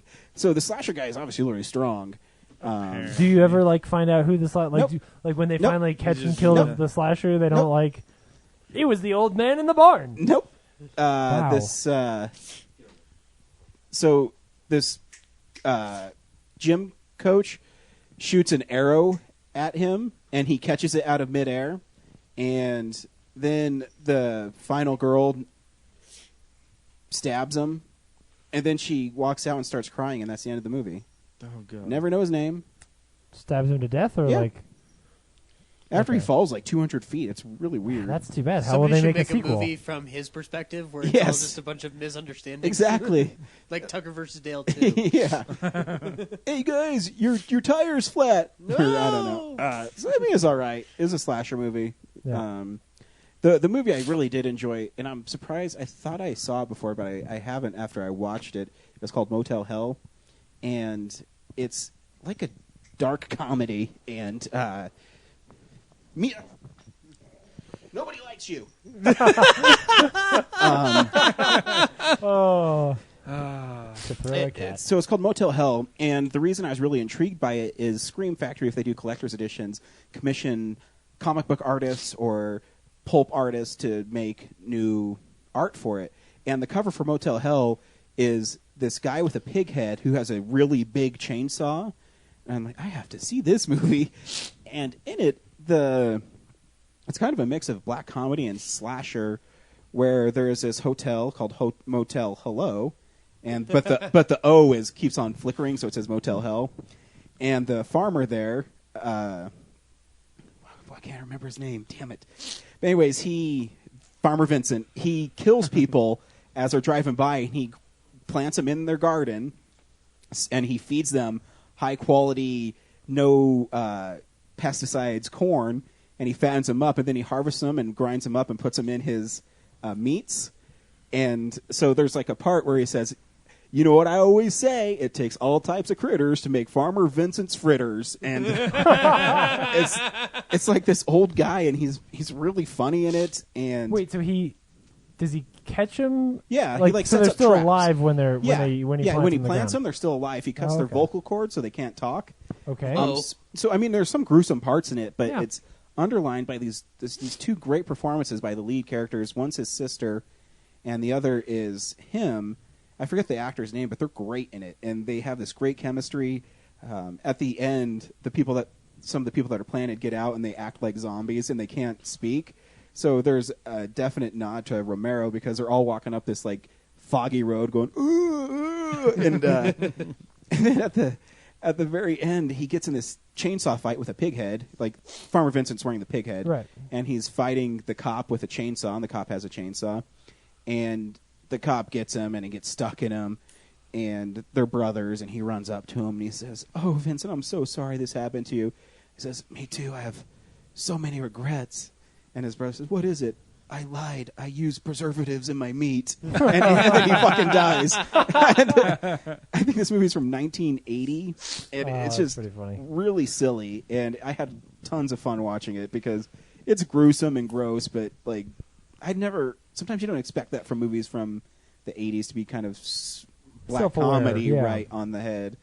And there's naked chick in it, so there's Well, good. that's always good. Yeah, right. Boobs approval. I watched the Amazing Spider-Man 2 twice this week. I watched all the special features. The making of it's really good. Yeah. Because they get Alex Kurtzman and the writers really are the ones who are the driving force behind the making of the movie. And they talk about how important right away it says their first goal was making a movie with the death of Gwen Stacy and how can they Right. weave this story into it. And it was really fascinating. I mean, I think it's about an hour and 50 minutes is the making of it. Wow. And it covers everything from the music to the direction to this Yeah. design and everything. And they have, I think, 30 minutes of deleted scenes. Wow. And there's even more. I know there is because Shailene Woodley's Mary Jane Watson doesn't show up in any of them. Huh. And the big one they touted was, it's even on the advertising and like a sticker on it says Peter meets his dad. If you remember from the beginning of the movie, what the hell? They kind of It's a party bus going by. where's no big Farmer deal. Vincent when you need him? You His boys like corn? parents die in a really kind of espionage Yeah. plane crash, and after Gwen Stacy's death, and Peter sitting through the seasons, when it starts snowing, his father shows up alive, and proceeds to tell him that he stayed away because he didn't want people to find out that he was alive because then Peter would be in danger. God, that's a horrible I idea. know. And then he even utters, "With great power comes great responsibility." God, that's a horrible idea. And the whole scene seems really clunky. They should have cut that out of the movie. And they did. And what was really fascinating is I'm going to say this might be my favorite Spider-Man movie. It's freaking so beautiful, and there's so many things about it. And I watched it again, and then I watched it with a commentary because the writers and everybody were on it. And unfortunately, Avi Arad, or what? I always forget his name. Avi Arad. Avi Arad drives me fucking crazy. So there's a part, Yeah. part where they're They let him on the commentary track. Yeah, right. They shouldn't let that guy talk to anyone. I know. They Oh, shouldn't so- let him speak, period. So in the Times Square scene, this is why I remember it so vividly. They ask Avi. They said, "Avi, you've been part of comics for so long. Why do you think people love Gwen Stacy so much, and why is the death so important in comic books?" Oh, boy. And he said, "Well, when the people see her, they see her as, oh, she is a bodacious babe, and she doesn't really have." I'm not joking. Doesn't really have anything going for her. When he says that, I knew right away he didn't read the comics because her first appearance is she's the smartest kid in the school. Yeah. And she is the smartest kid all the way through school, and she likes Peter Parker, but won't tell him because he's too busy, fighting. Her and Mary Jane are basically fighting for his affections, and Peter's always going away, being Yeah. Spider-Man. Right. When he finally gets her, they go off to college together. She's, head of her. She's the valedictorian at college, and for him to say that she was just a pretty face, I'm like, you have no idea why she's so important. And for him to be the executive producer and saying he reads comics, I'm like, you just look like an idiot. Well, everything he says in the public eye makes him look like an idiot. And it's really just disappointing because you realize the driving force behind these movies doesn't get the character. Right. if you don't understand Gwen Stacy, then you don't understand why her death is so meaningful. Yeah. And that's why Marvel's going to get Spider-Man back in the next 5 Oh no, 6 they're, years. no, they're not. No, they're not. Not. There's never a chance of that. No, there's no way. Sony, even though they're like, oh, Amazing Spider-Man 2 didn't do that, it still made $750 million worldwide. Yeah, I'm and sure they'll make they're another fine. one very soon. Um, The good news is at least he is surrounding himself with people. Or he's not like He's not not playing running. a- He's not running the show. he's not playing a John Peters where like he's telling Oh, yeah. Alex Kurtzman like, no, they need to find a fucking spider. Like no, it's just he's letting them write a movie and Yeah, goes like, I mean- oh, Kurtzman, you've made a lot of money. I'll let you go. I mean, he's important that he helped get these movies going. right. But he should not be the guy talking about it because you don't know. But anyways, I got to the end, and I forget who the other writer is. It's not Kurtzman. It's Roberto Orci. No, That's out. Orsi didn't write that one. he's not on that one. Yeah. It's Vanderbilt. No, not Vanderbilt, Vanderbilt either. did It's the like original scripts. Pinkerton. Yeah. He's the guy who wrote the original draft for it. He's talking about how amazing the scene he had written for Peter's dad coming back, and he said, when we had this scene, and I love this scene. Pinkner. Pinkner, thank Pinkner. you. And this is what's so cool about it. His dad's coming back, and blah blah blah blah blah. And then he's kept on defending this scene. And he said when we put it in front of people who had no vested interest in what movie they were seeing, as a test audience, they just pull you off the street and say, hey, you want to see a free movie? Right. And the audience said, you putting that scene in that movie makes Gwen's death cheap, Yep. and it makes Spider-Man not grow up. Yep. It makes it that he needs a parent to tell him that he needs to get over it. When you already have someone like Aunt May, who said it earlier, say it. And I was like, wow, the audience members are smarter than the writer. And then Kurtzman came in, and he said, yeah, the scene did not work. He said, Right. and it was really interesting. It's Kurtzman, like, And yeah. he flat out told him, said, no, it's dumb. It's that scene doesn't work because, and two, you're cheapening the whole part at the beginning. He said his father's dead, his mother's dead. He needs to grow up. Right. And him showing up at Gwen Stacy's grave is a smack in the face, and the audience is 100% right. Mhm. And so it was really Yeah. fascinating listening to those two guys talk. Kurtzman and Orsi are not the best writers in Hollywood, but they are tight. But I they think write they really tight scripts, and those are the things he's good at, is knowing what shit to cut out. And I think you're right. I think watching the making of with him and listening to the commentary, I think he came in and he's like, you need to really, really focus this story. And Which is not an uncommon thing with No. Marvel superheroes and Spider-Man in general. Like, there's a reason why they get a lot of writers on those movies, because and this isn't anything about the writers necessarily, but there is a bad habit with those movies for early scripts to have way too much nonsense in them Yeah. and not enough focus. Frank And- Miller. and what the cool thing Frank I Miller, all learned of too Frank Miller. about Andrew Garfield and Emma Stone is they improvise a lot of their like date scenes and stuff. That would make a lot of sense, And- because they are adorable. And the part where Emma Stone chimed in that when they break up, that Peter had too much power, and she came up with a line, "I break up with you," and that was her little bit, and Mhm. it was pretty cool a really good line. that they let them do that. And I love Amazing Spider-Man 2. Fuck the haters, they just don't understand. Hi. And fuck you. And fuck you too. This week we went and saw. Sorry, one more thing I Yeah. forgot to mention. I got a hold of this documentary about the Ninja Turtles called Turtle Power: I saw that. The Definitive History of Ninja Turtles. It's fantastic. Is it good? It was Yeah. like $10 at Target. It is $10 a Target. I actually interviewed for it when I was at New York Comic Con Really? in 2009. They Are didn't. you in the movie? I'm not. Oh. They do have B-roll of the people from the con, like towards the end in the credits and stuff, and like one of the last chapters of the whole arc that they're doing is like fan reactions and things. And so there's really only 3 or 4 people they actually pulled from that con.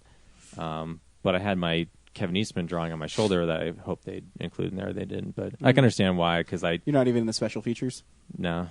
Bummer. There aren't any special features. It's just the documentary. Is it a but- long documentary?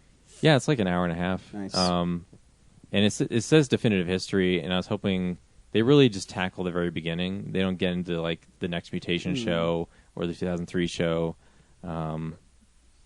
or the CGI movie. Mm-hmm. It's really just like really, really in detail with Kevin Eastman and Peter Laird doing interviews and other people from Mirage Studios, executives from the cartoon show, really in detail of like those two meeting. Like Kevin Eastman found Peter Laird was drawing for like this college magazine called Scat, and some guy left it on a bus, and Kevin Eastman picked it up and like wrote in like, hey, you know, like I really like what you're doing. I'd like to come meet you sometime. And that's like if some dude hadn't left that magazine on that bus, where would we be? Yeah, Crazy. and then We'd all be going to see Michael Bay's Street Sharks. Yeah, and from there it goes into the making of the cartoon show, and because the cartoon show, they made the toys, and then in detail in the movie. And what's really frustrating is the Turtles movie has like no behind the scenes special features. I think there's a commentary, but it's not even by Steve Barron. But in this documentary, there's like outtakes in the background that they're playing of like different scenes from the movie that you never seen before. And then on the cartoon, they've got like all the voice actors telling about their experience. Like I'd never seen or heard the guy who does crying before, and he's in it. James Avery, I think it was. The guy who did the voice of Shredder, he died recently. He's in there. Yeah, James Avery. Yeah.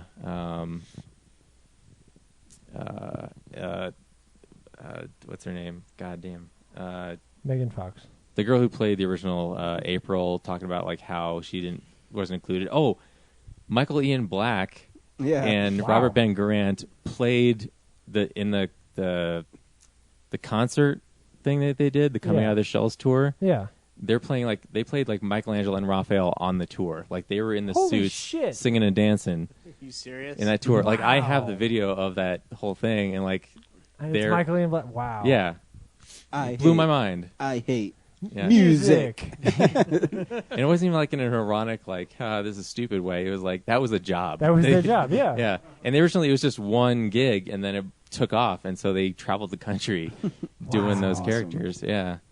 So just fascinating stuff. And they even start off the documentary. The guy, Isaac Elliott Fisher, who talked to me, they like staged this like canister falling down through the sewer and then breaking, and like the ooze dripping through this grating. Like it was, if it had been a scene in the new movie, I would have been really impressed. Like the level of production quality on this like little piece of B-roll to just like introduce the documentary. Pretty awesome. So if you get a chance to pick it up, I say it'll teach you all about the Ninja Turtles up through the first movie. Cool. Yeah, they don't talk about the second or third one really, but Cool. Nor should they. when they do jump ahead, it's really just about Peter Laird selling the property to Paramount, and then getting And to the then new nothing movie. ever happened from it. Yeah. No, Paramount died. never made any movies. Yep. No more TV It's shows. funny. No more I figures. picked up. I was at Carl Coins Cards and Comics. And I picked up Wizard number 12 because Spider-Man was on the cover because it was $1. I'm like, hey, whatever. I want to read stuff from the '90s, and it had Turtles 3. Do you know what the original name of Turtles 3 was? Turtles in Time. Yeah, it's called Feudal Fable. Feudal Fable. Yeah, Ah, okay. because I was I would reading this. prefer that. Yeah. They also talk about, like, in the documentary, they flat out say, 2 wasn't that good. It wasn't the expectations, like, we liked the dark one, and I forget what they said about 3, but, like, it was stuff like, Shell-shock. we're glad Casey's back or something, but, yeah. Like, Peter Laird really loves the first one. Like, he's like, yeah, they nailed what we were going for in the comics and stuff. And they talk about their dynamic of, like, Kevin Eastman is really good at color, and Laird is really good at detail and stuff. And anyway, I'm talking too much about it, geeking out about cool. It's fine. That's Yeah. cool. That's what we do. We're real nerds, right? it. Yep. This week we went and saw Sin City: A Dame to Kill For. Zach, should people go see Sin City 2? If anybody's going in expecting it to capture the magic of the first one, you're just going to be sorely disappointed. I think that's a given statement. I don't know what it is, but Robert Rodriguez is really making weird movies as of late. Machete Kills being the main offender, and now this one. But it wasn't as bad as I thought it was going to be. So I don't know. Like if you've got an afternoon to kill and you've got $6 in your pocket, go watch it. It's fun. Or a dame to kill for? If you have a dame to kill, probably not worth. No, we should be saving our dames. Yeah. yeah. We're in Don't short kill, supply. don't kill anyone for a ticket to this movie. No. Yeah. Don't kill Dame Judi Dench. Or maybe you could. James, should people go see Sin City? No. This. It's better than Machete Kills, but it's lazy as fuck, and I was pretty bored. And I don't love the original one, but I still felt like this one was missing any real spark to get me interested in it. So, no, I It wouldn't had say no so. reason for being, Yeah. in a weird way. Brad, should people go Sin City? I mean, you get to see Eva Green naked for like an hour, so that's nice. Yep. Why wouldn't you want to pay to see that? But yeah, it's not really. It just feels like an extension of the first one, without any like shocking elements to it. It's like the deleted scenes from the first one. Yeah, it's just if there were deleted stories from the first one, like this is what they would be. They're like all revenge related, so it's very kind of one note. Yeah. Randy? I would probably have to say no. Also, it was okay. It was a good 2 hours, but when I got out, I thought it was like a 3-hour movie. Yeah. Like it just dragged on that long. I'm like, oh my god, it's only 10 o'clock. Wow. I guess I'm going to be. I actually kind of enjoyed the movie. Wow. I had fun watching it. Yeah, I can't complain. It was what I thought it was going to be. I would say see it. And here's a trailer. I'll tell you my problems with it after the trailer. Sin City's where you go in with your eyes open. Or you don't come out at all.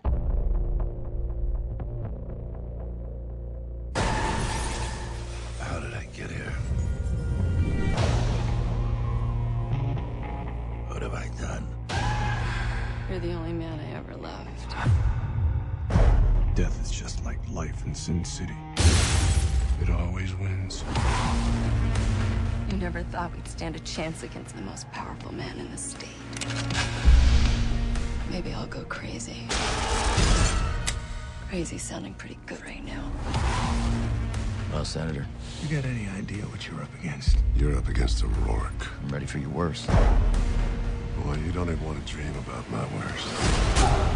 You'd be smart to kill me now. Ava. She betrayed me. Kill him. For power and profit. You've made me a very rich woman. You cannot defeat us. This time they crossed a fatal line. I need your help. Means going up against a lot of guns. I'm gonna kill Rourke. Count me in. Power is a fragile thing.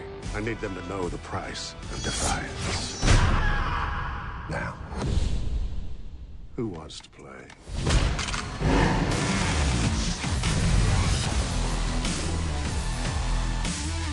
Looks like trouble. Looks like Christmas. You're starting a gang war in a game for professionals.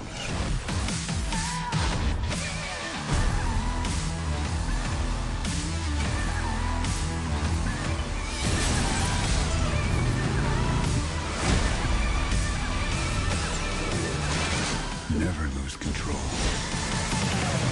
Never let the monster out.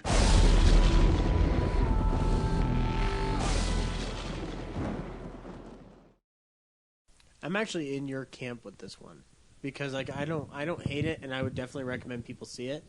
I just don't, in terms of like, I don't understand why we really needed a sequel to Sin City. Yeah. It seemed like its own thing already. My biggest problem with Sin City is my biggest problem with all Frank Miller stuff. I don't think his writing's that good. No. Even stuff that I saw RoboCop. It was good. This is the The thing first that's time. people are gonna get mad at me for. I don't he think did. The Dark Knight. I think it has problems in the writing of it. Yeah. Like the character portrayal of it is not bad, but The Dark Knight Returns to me is Right. like it's his writing, and I always. Here's the thing: is I always know when his writing comes through, because he'll say words like whore, slut, like constantly, Yeah. and the Yeah. way it's delivered is Frank Miller, and that Oh, yeah. stuff always bothers It doesn't. me. this is why I think it's part of why the last one was actually quite a bit better. And I don't love the first one, but if memory you serves, respect it enough. I just think it's interesting, right? Like there are parts of it I like and parts of it I don't. But if memory serves, that script is actually rewritten by Robert Rodriguez, and so the dialogue in that movie feels like things people would say.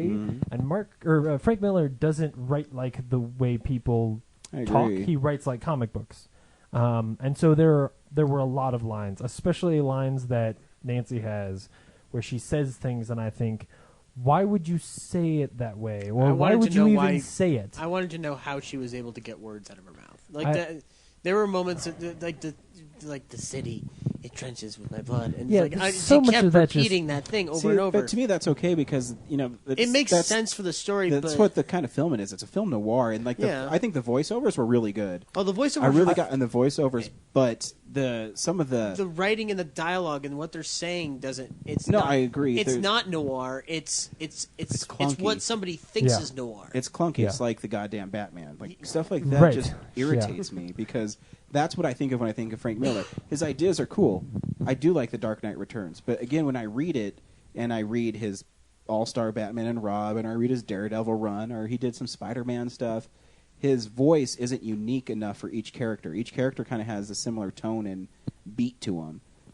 To me, even though, we can joke and say she was naked for 45 minutes, but I think Ava Green was the best part of this movie, just like 300 and just like Dark Shadows, is I think she has a great presence on the screen, and I love the scene where Christopher Maloney is calling her, I think his name's Mort, and she's she's trying to use her sexuality to get men to do what she wants, and then how she's playing him, I think is a really fascinating story.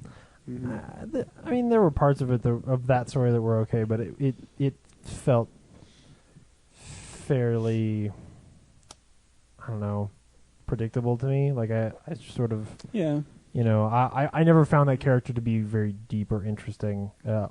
To me, the best part of the movie, and it's not because I like Joseph Gordon-Levitt so much, but I do. But his story to me was the best one because the way it, and we're going to get into spoilers here, the way it resolves leaves you thinking about it, right? Like it leaves you to this point where, like, did he succeed? Did he not succeed? Who really wins in this situation? It's more in keeping with Sin City 1 than Sin City 2 ever does. That's the only point in the film in which there's even a remnant of something true to noir. Well, no, what works well is because Joseph Gordon-Levitt, every time I see him lately, he just keeps on changing himself. Yeah. And in this movie, he plays a character where you're not sure what his end game really is. Right. And his little speech he gives after he beats him is amazing, where he's saying... He probably improvised it because there's no way Frank Miller wrote this. He's saying, you know what? He knows he's going to die, right? And he knows he's going to be killed. And he says it doesn't matter because all these guys know that I beat you twice. I'm the better man than you.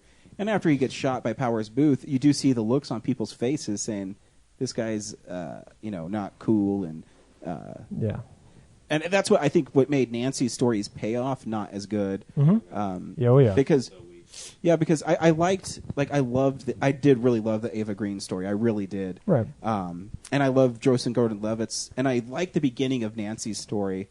But when Marv gets in there and he kills everybody and she kills everybody, and she finally gets into Powers Booth thing, he has like the Bond villain moment where he's going to sit there and talk. And I kept on waiting for her to like grab something out of her side and throw it in him and make it... Or Marv to jump in. Exactly. Or make it as super violent as Miho when she's killing all the guards around... Ava's that's her name in the movie too.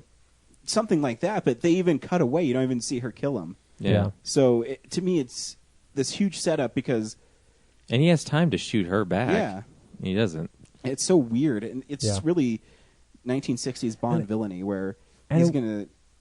It's Sin City. Like I would have sooner expected like him to shoot her a bunch of times and it be really bloody and she somehow pushes through and still kills him, like has this big, that's really what to me is missing from this movie is that this is a pretty straightforward, like here's a couple revenge moves, stories, and there's not anything really like bizarre or like there is no Green Man, there is no like bizarre jail sequence. There's no tar pits. There's no Elijah the Wood. disembodied. There's no Elijah Wood. There's no the disembodied head of dead Benicio del Toro. Like the really weird shit that like was unsettling and bizarre and kind of fresh about the first one. And it's just not here. I will say this too about this movie is every time they showed that yellow bastard, people in my audience laughed because it's so out of place. You're right, because the rest of it's just this crime noir movie, and it and then like the weirdest. And then they're trying to rely on the fact that people still remember this movie from 9 years ago. Yeah, which, I mean, I love Sin City, but it's not as memorable a film as other films that have come out within the past within the past 10 years. Yeah. Like one of the weird grotesque things was just the Minute's eyeball in Dwight's face. Yeah, which is just this weird setup for the last one anyway. Like, and because that character's in the last movie, so it's just like why you got replaced. It's a part of it's prequel, part of it's not. But too, that's the only thing too in the Ava story that I really didn't get is so he went and saw Manute at the hospital. And then he shows up with longer hair and doesn't think people are going to know who he is. Yeah. Well, he had on, like, they had put him in makeup that made him look different, so that at certain glances you didn't quite tell it was him. But it always looked like Josh Brolin to me. Oh, totally, yeah. Like, it wasn't enough to make you feel like it should have. They should have done it well enough that it was actually convincing to us. Mm-hmm. Which at first, like when he first steps off the train, the shot were far enough away that I was like, "Is that like Josh Brolin playing somebody else?" like I this sort of character knew, have a brother? but like, exactly. I was thinking more like he's an evil twin that we don't like. This is gonna go some weird Sin City way where like, oh, it's an evil twin that we found and he's got a green dick. Like I thought something was gonna happen, and none of that happened. It was just like, no, man. No, Frank Miller's not that smart. Right? Like, it was just like, oh, it's the same guy. How old is Frank Miller? He looks horrible. In that movie. Well, he was in the movie, yeah, twice. He's 70, 75 by Jim Beam years. So wasn't his character in the first movie Josh Brolin? Yeah. Is that the same? Like, isn't that the same? I can't even. Clive Owen's story. Yeah, wasn't he Clive Owen's character? Oh, really? That's why he had they the recast, elongated chin. They recast like half. I mean, one of them was dead, but like Devin Aoki's not in the movie. Like it. Well, yeah, now I gotta look it up. What's his name? Minute changed because what's his name died, didn't he? Yeah, Michael Clark Duncan. Duncan, yeah. But I guess because that makes sense. Wouldn't they just have because there is that Clive scene, like, Owen Gale... come do the second half? Well, because that's I mean, I still didn't get why he comic wasn't guys in have it. read Like, the there's books, no reason right? why they couldn't just have him. Some, now his hair makes more sense now too because that's Clive Owen's hair in the first one. Yeah, yeah, like the whole thing with. I'm pretty sure it's supposed to be the same guy. It is the same guy. Like I kept asking. The problem the same I thing. had with this movie was that they make a like reference to 85% of it was a prequel to the other movie. These were all the other characters being built up before the first movie. It totally is. Yeah. So they should have gotten fucking Clive Owen to show up off the train. That's what I didn't understand. Holy was why shit, they just that put would have him been in the brilliant. funny, it just gave him an elongated chin and a little bit of hair, and I'm all like, but the voice doesn't sound anything like Yeah. it. And I think it was. I think And then they Damned to coulda- Kill For was first, and then That Yellow Bastard was after. I think and then they publishing-wise. could have gotten Brittany Murphy to show up, and like it would all tie back in. Because she's lost a lot of weight. Right, because the chair Also, scene Brittany where he Murphy's gets stabbed dead. in the back. I know, I remember I that know. one more often than not. Like, I that guess was that's always- why she didn't move around that much. Basketball joke. Yep. Yeah, it just. No, I still had fun in the movie. I mean, I still had fun watching it, and I think it was good. What about Miho's decapitations? The visual element didn't feel like I don't know what it is, but I think I said this before about Machete Kills. The special effects in Robert Rodriguez movies are starting to suck, like movie by movie by movie. That's like in Machete it works. In Machete Kills it doesn't even work. And in Sin City, I don't know. I felt like I was watching something that could have been made for $5, which is fine. That's the whole Rebel Without a Crew thing he does, but he can do a little bit better. There, like, it very rarely felt like it wasn't just treading the same ground as the last one. There's one shot that I thought was just awesome, which is when we first see Powers Booth, and it's that pullback shot, and we go over the all of the chips, and the chips basically look like a skyline. Right. That shot is awesome. That was probably Frank Miller's. I doubt it. I was watching, like, what do you think he directed in this? I don't know. I was telling Steve at the Alamo beforehand, I was like, I would love it if this movie, like, in the bottom right hand corner, they just told you at all times who directed this sequence of the movie. Right. It's because my anticipation was that I was going to like the sequences that Robert Rodriguez clearly did, but think they were a little over the top, and then think that the Frank Miller ones were kind of shitty. But in this case, I think because the Dame to Kill For story is so overbearing on everything else, like, it's really only that one story, which is one of the things I don't like as much about this one. It's really hard to tell where Frank Miller ends. That's why I think it was just Robert Rodriguez, because in the first one, I knew when it was Tarantino, I knew it when it was Rodriguez, and I knew when it was Frank Miller. Because Frank Miller would do the more of the mundane stuff, where Rodriguez does the over-the-top action. Well, but he also credits them as, like, one thing.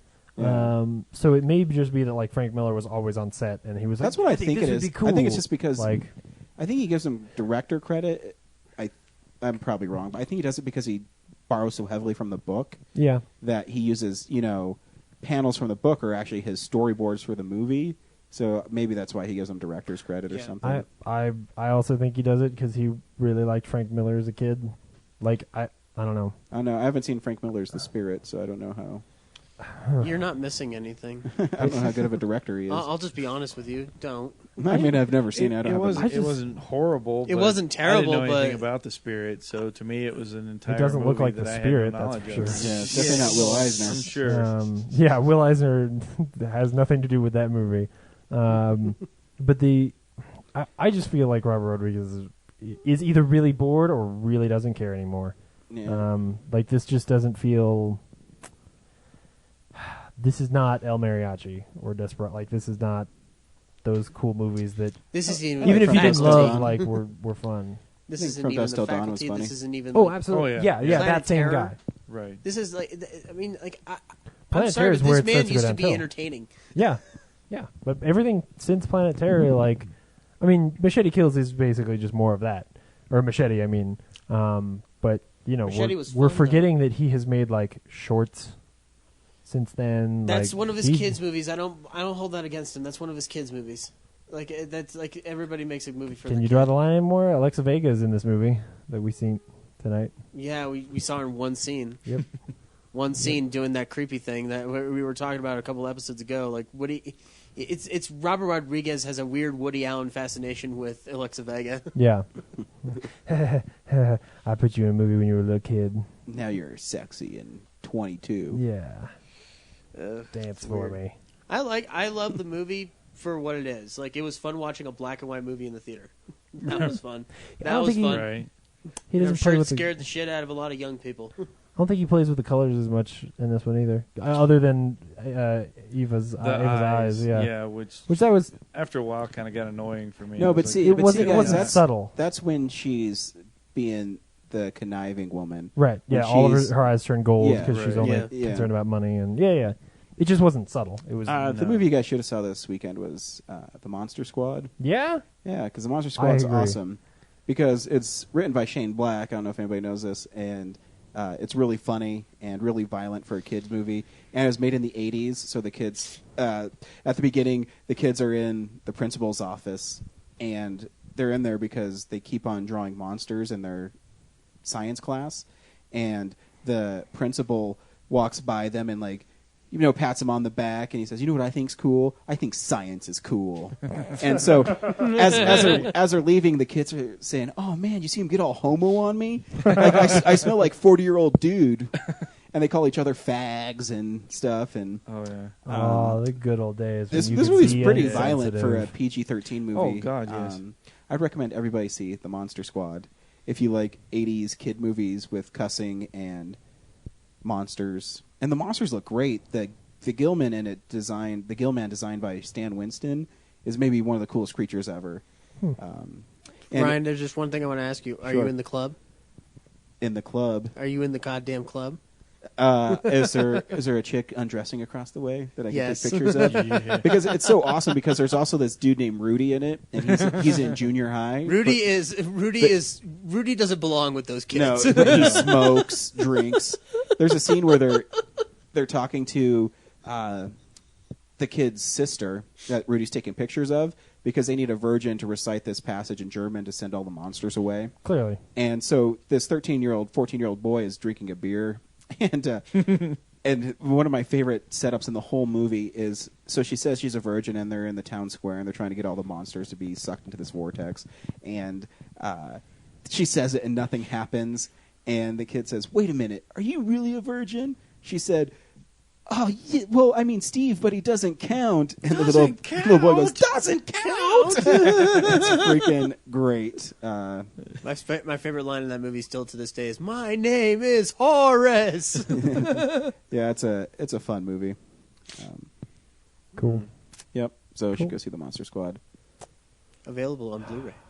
And DVD. Yeah, the Blu-ray though has no special features at all. Do you have the VHS, Randy? No, I have it on DVD. Oh, wow. I technically have it on VHS, but that's because I recorded it off a TV. That counts. It was one of those movies that it was never out anywhere, so I recorded it and watched it like 100 times.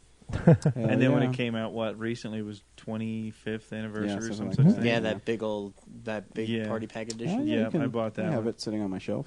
Yeah. That I forgot to bring to have it signed by the Aww. actor. I know. What? But I got something better that you'll hear before this episode. But you already heard. Did he? Nice. Yeah, he's a nice guy. Cool. So next week, sorry guys, I start my sabbatical.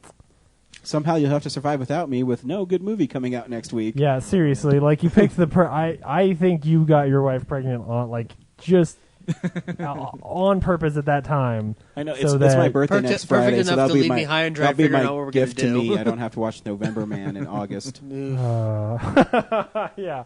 Yeah. What kind of horrors have you stumbled upon me? I would recommend you guys to go see Boyhood. That's what I think that's what we're gonna be doing. Okay. I'm gonna shepherd I these like- boys down a different path I for like- the next month. I like Linklater. Me too. Yeah. But, whatever you guys want to do. Yeah. I'll tweet and call you fags. Sweet. Do you think I'll need to issue an apology like Gary Oldman? Yeah, we'll see. No, he's dead. Gary Oldman? Yeah. Oh, okay. No. James. Oh, not Gary Oldman. Sorry, I was thinking Gary Coleman.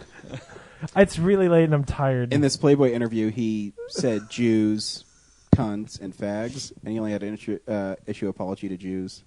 Weird, right? Well, the cunts deserved it. Yeah, And weird. apparently so do the facts. Yeah, right? I don't know what his problems are with cigarettes. I know, right? Hey, Get it? gay 'Cause- people are okay. Okay. But not great. They're just okay. What's wrong with you? I don't know. Why can't they go to your church? Thank you for listening to Real Nerds Podcast. They can, by the way. But anyway. This has been the episode where Ryan goes bananas and we have to put him in a little straitjacket. Yep. Nice. This is why he needs 4 weeks off. Yeah. I'll be taking some time off. If you're a fan of the show, you know when I'll be back. Look ahead in the movie schedule, find the movie, and then tweet us and let me know if you guessed right. Go to Open Screen Night, August 26th. Listen to John of Trade. What's it? I forget. John of All Trades with me and Brad. We're really great on it. Where I call Brad a jaded movie goer, and we have a fight. Somehow his balls end up in my mouth. I don't know how. What the? I know, man. I was the only one that didn't like Transformers 4.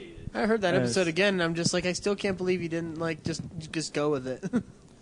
But dinosaur robots in it. We had 3 movies to prepare ourselves for what that was going to be. I didn't mind the third one, but the fourth I know. one was a piece of dog shit. I like the third one more than the fourth one, It was too. a Thanks, piece Ryan. of Dinobot shit. See what I've started, Brad? Cool. Well. Yeah. Only. All right. Ryan, we're going to miss you. I'll miss you guys, too. Thank you for keeping Real Nerds going while I'm gone. I was glad Yep. I was here course. to experience the I'm glad the you're last here, one too, moment. Thank you. Randy. Thanks. Yeah, always welcome. Yeah. Don't worry, Randy. We'll have you on while I'm hosting. Yes. While I'm in control of the shit. I'm all about it, man. I love this I don't stuff. know that we promised you full control. Oh. You do what these guys say, No. Eastman. You gotta haze him before he starts. Yeah, I know. Thank you. Yeah, let's turn off this stuff. Let's say it. We haze Zach. Ass is paddle ready, boys. And how do you haze somebody on Real Nerds Podcast? Force them to watch Twombly. Hey! Whoa! Bye, You guys. monsters! You horrible monsters! Bye. Bye.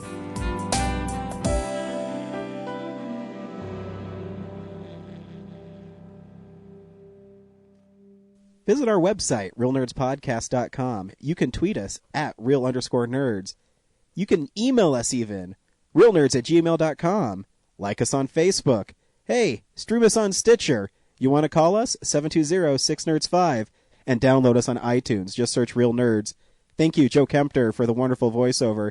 And also Spark Mandrill for the wonderful late-night jazz smooth sounds of movies. You can find him on SoundCloud. This has been a Nebulous Visions production.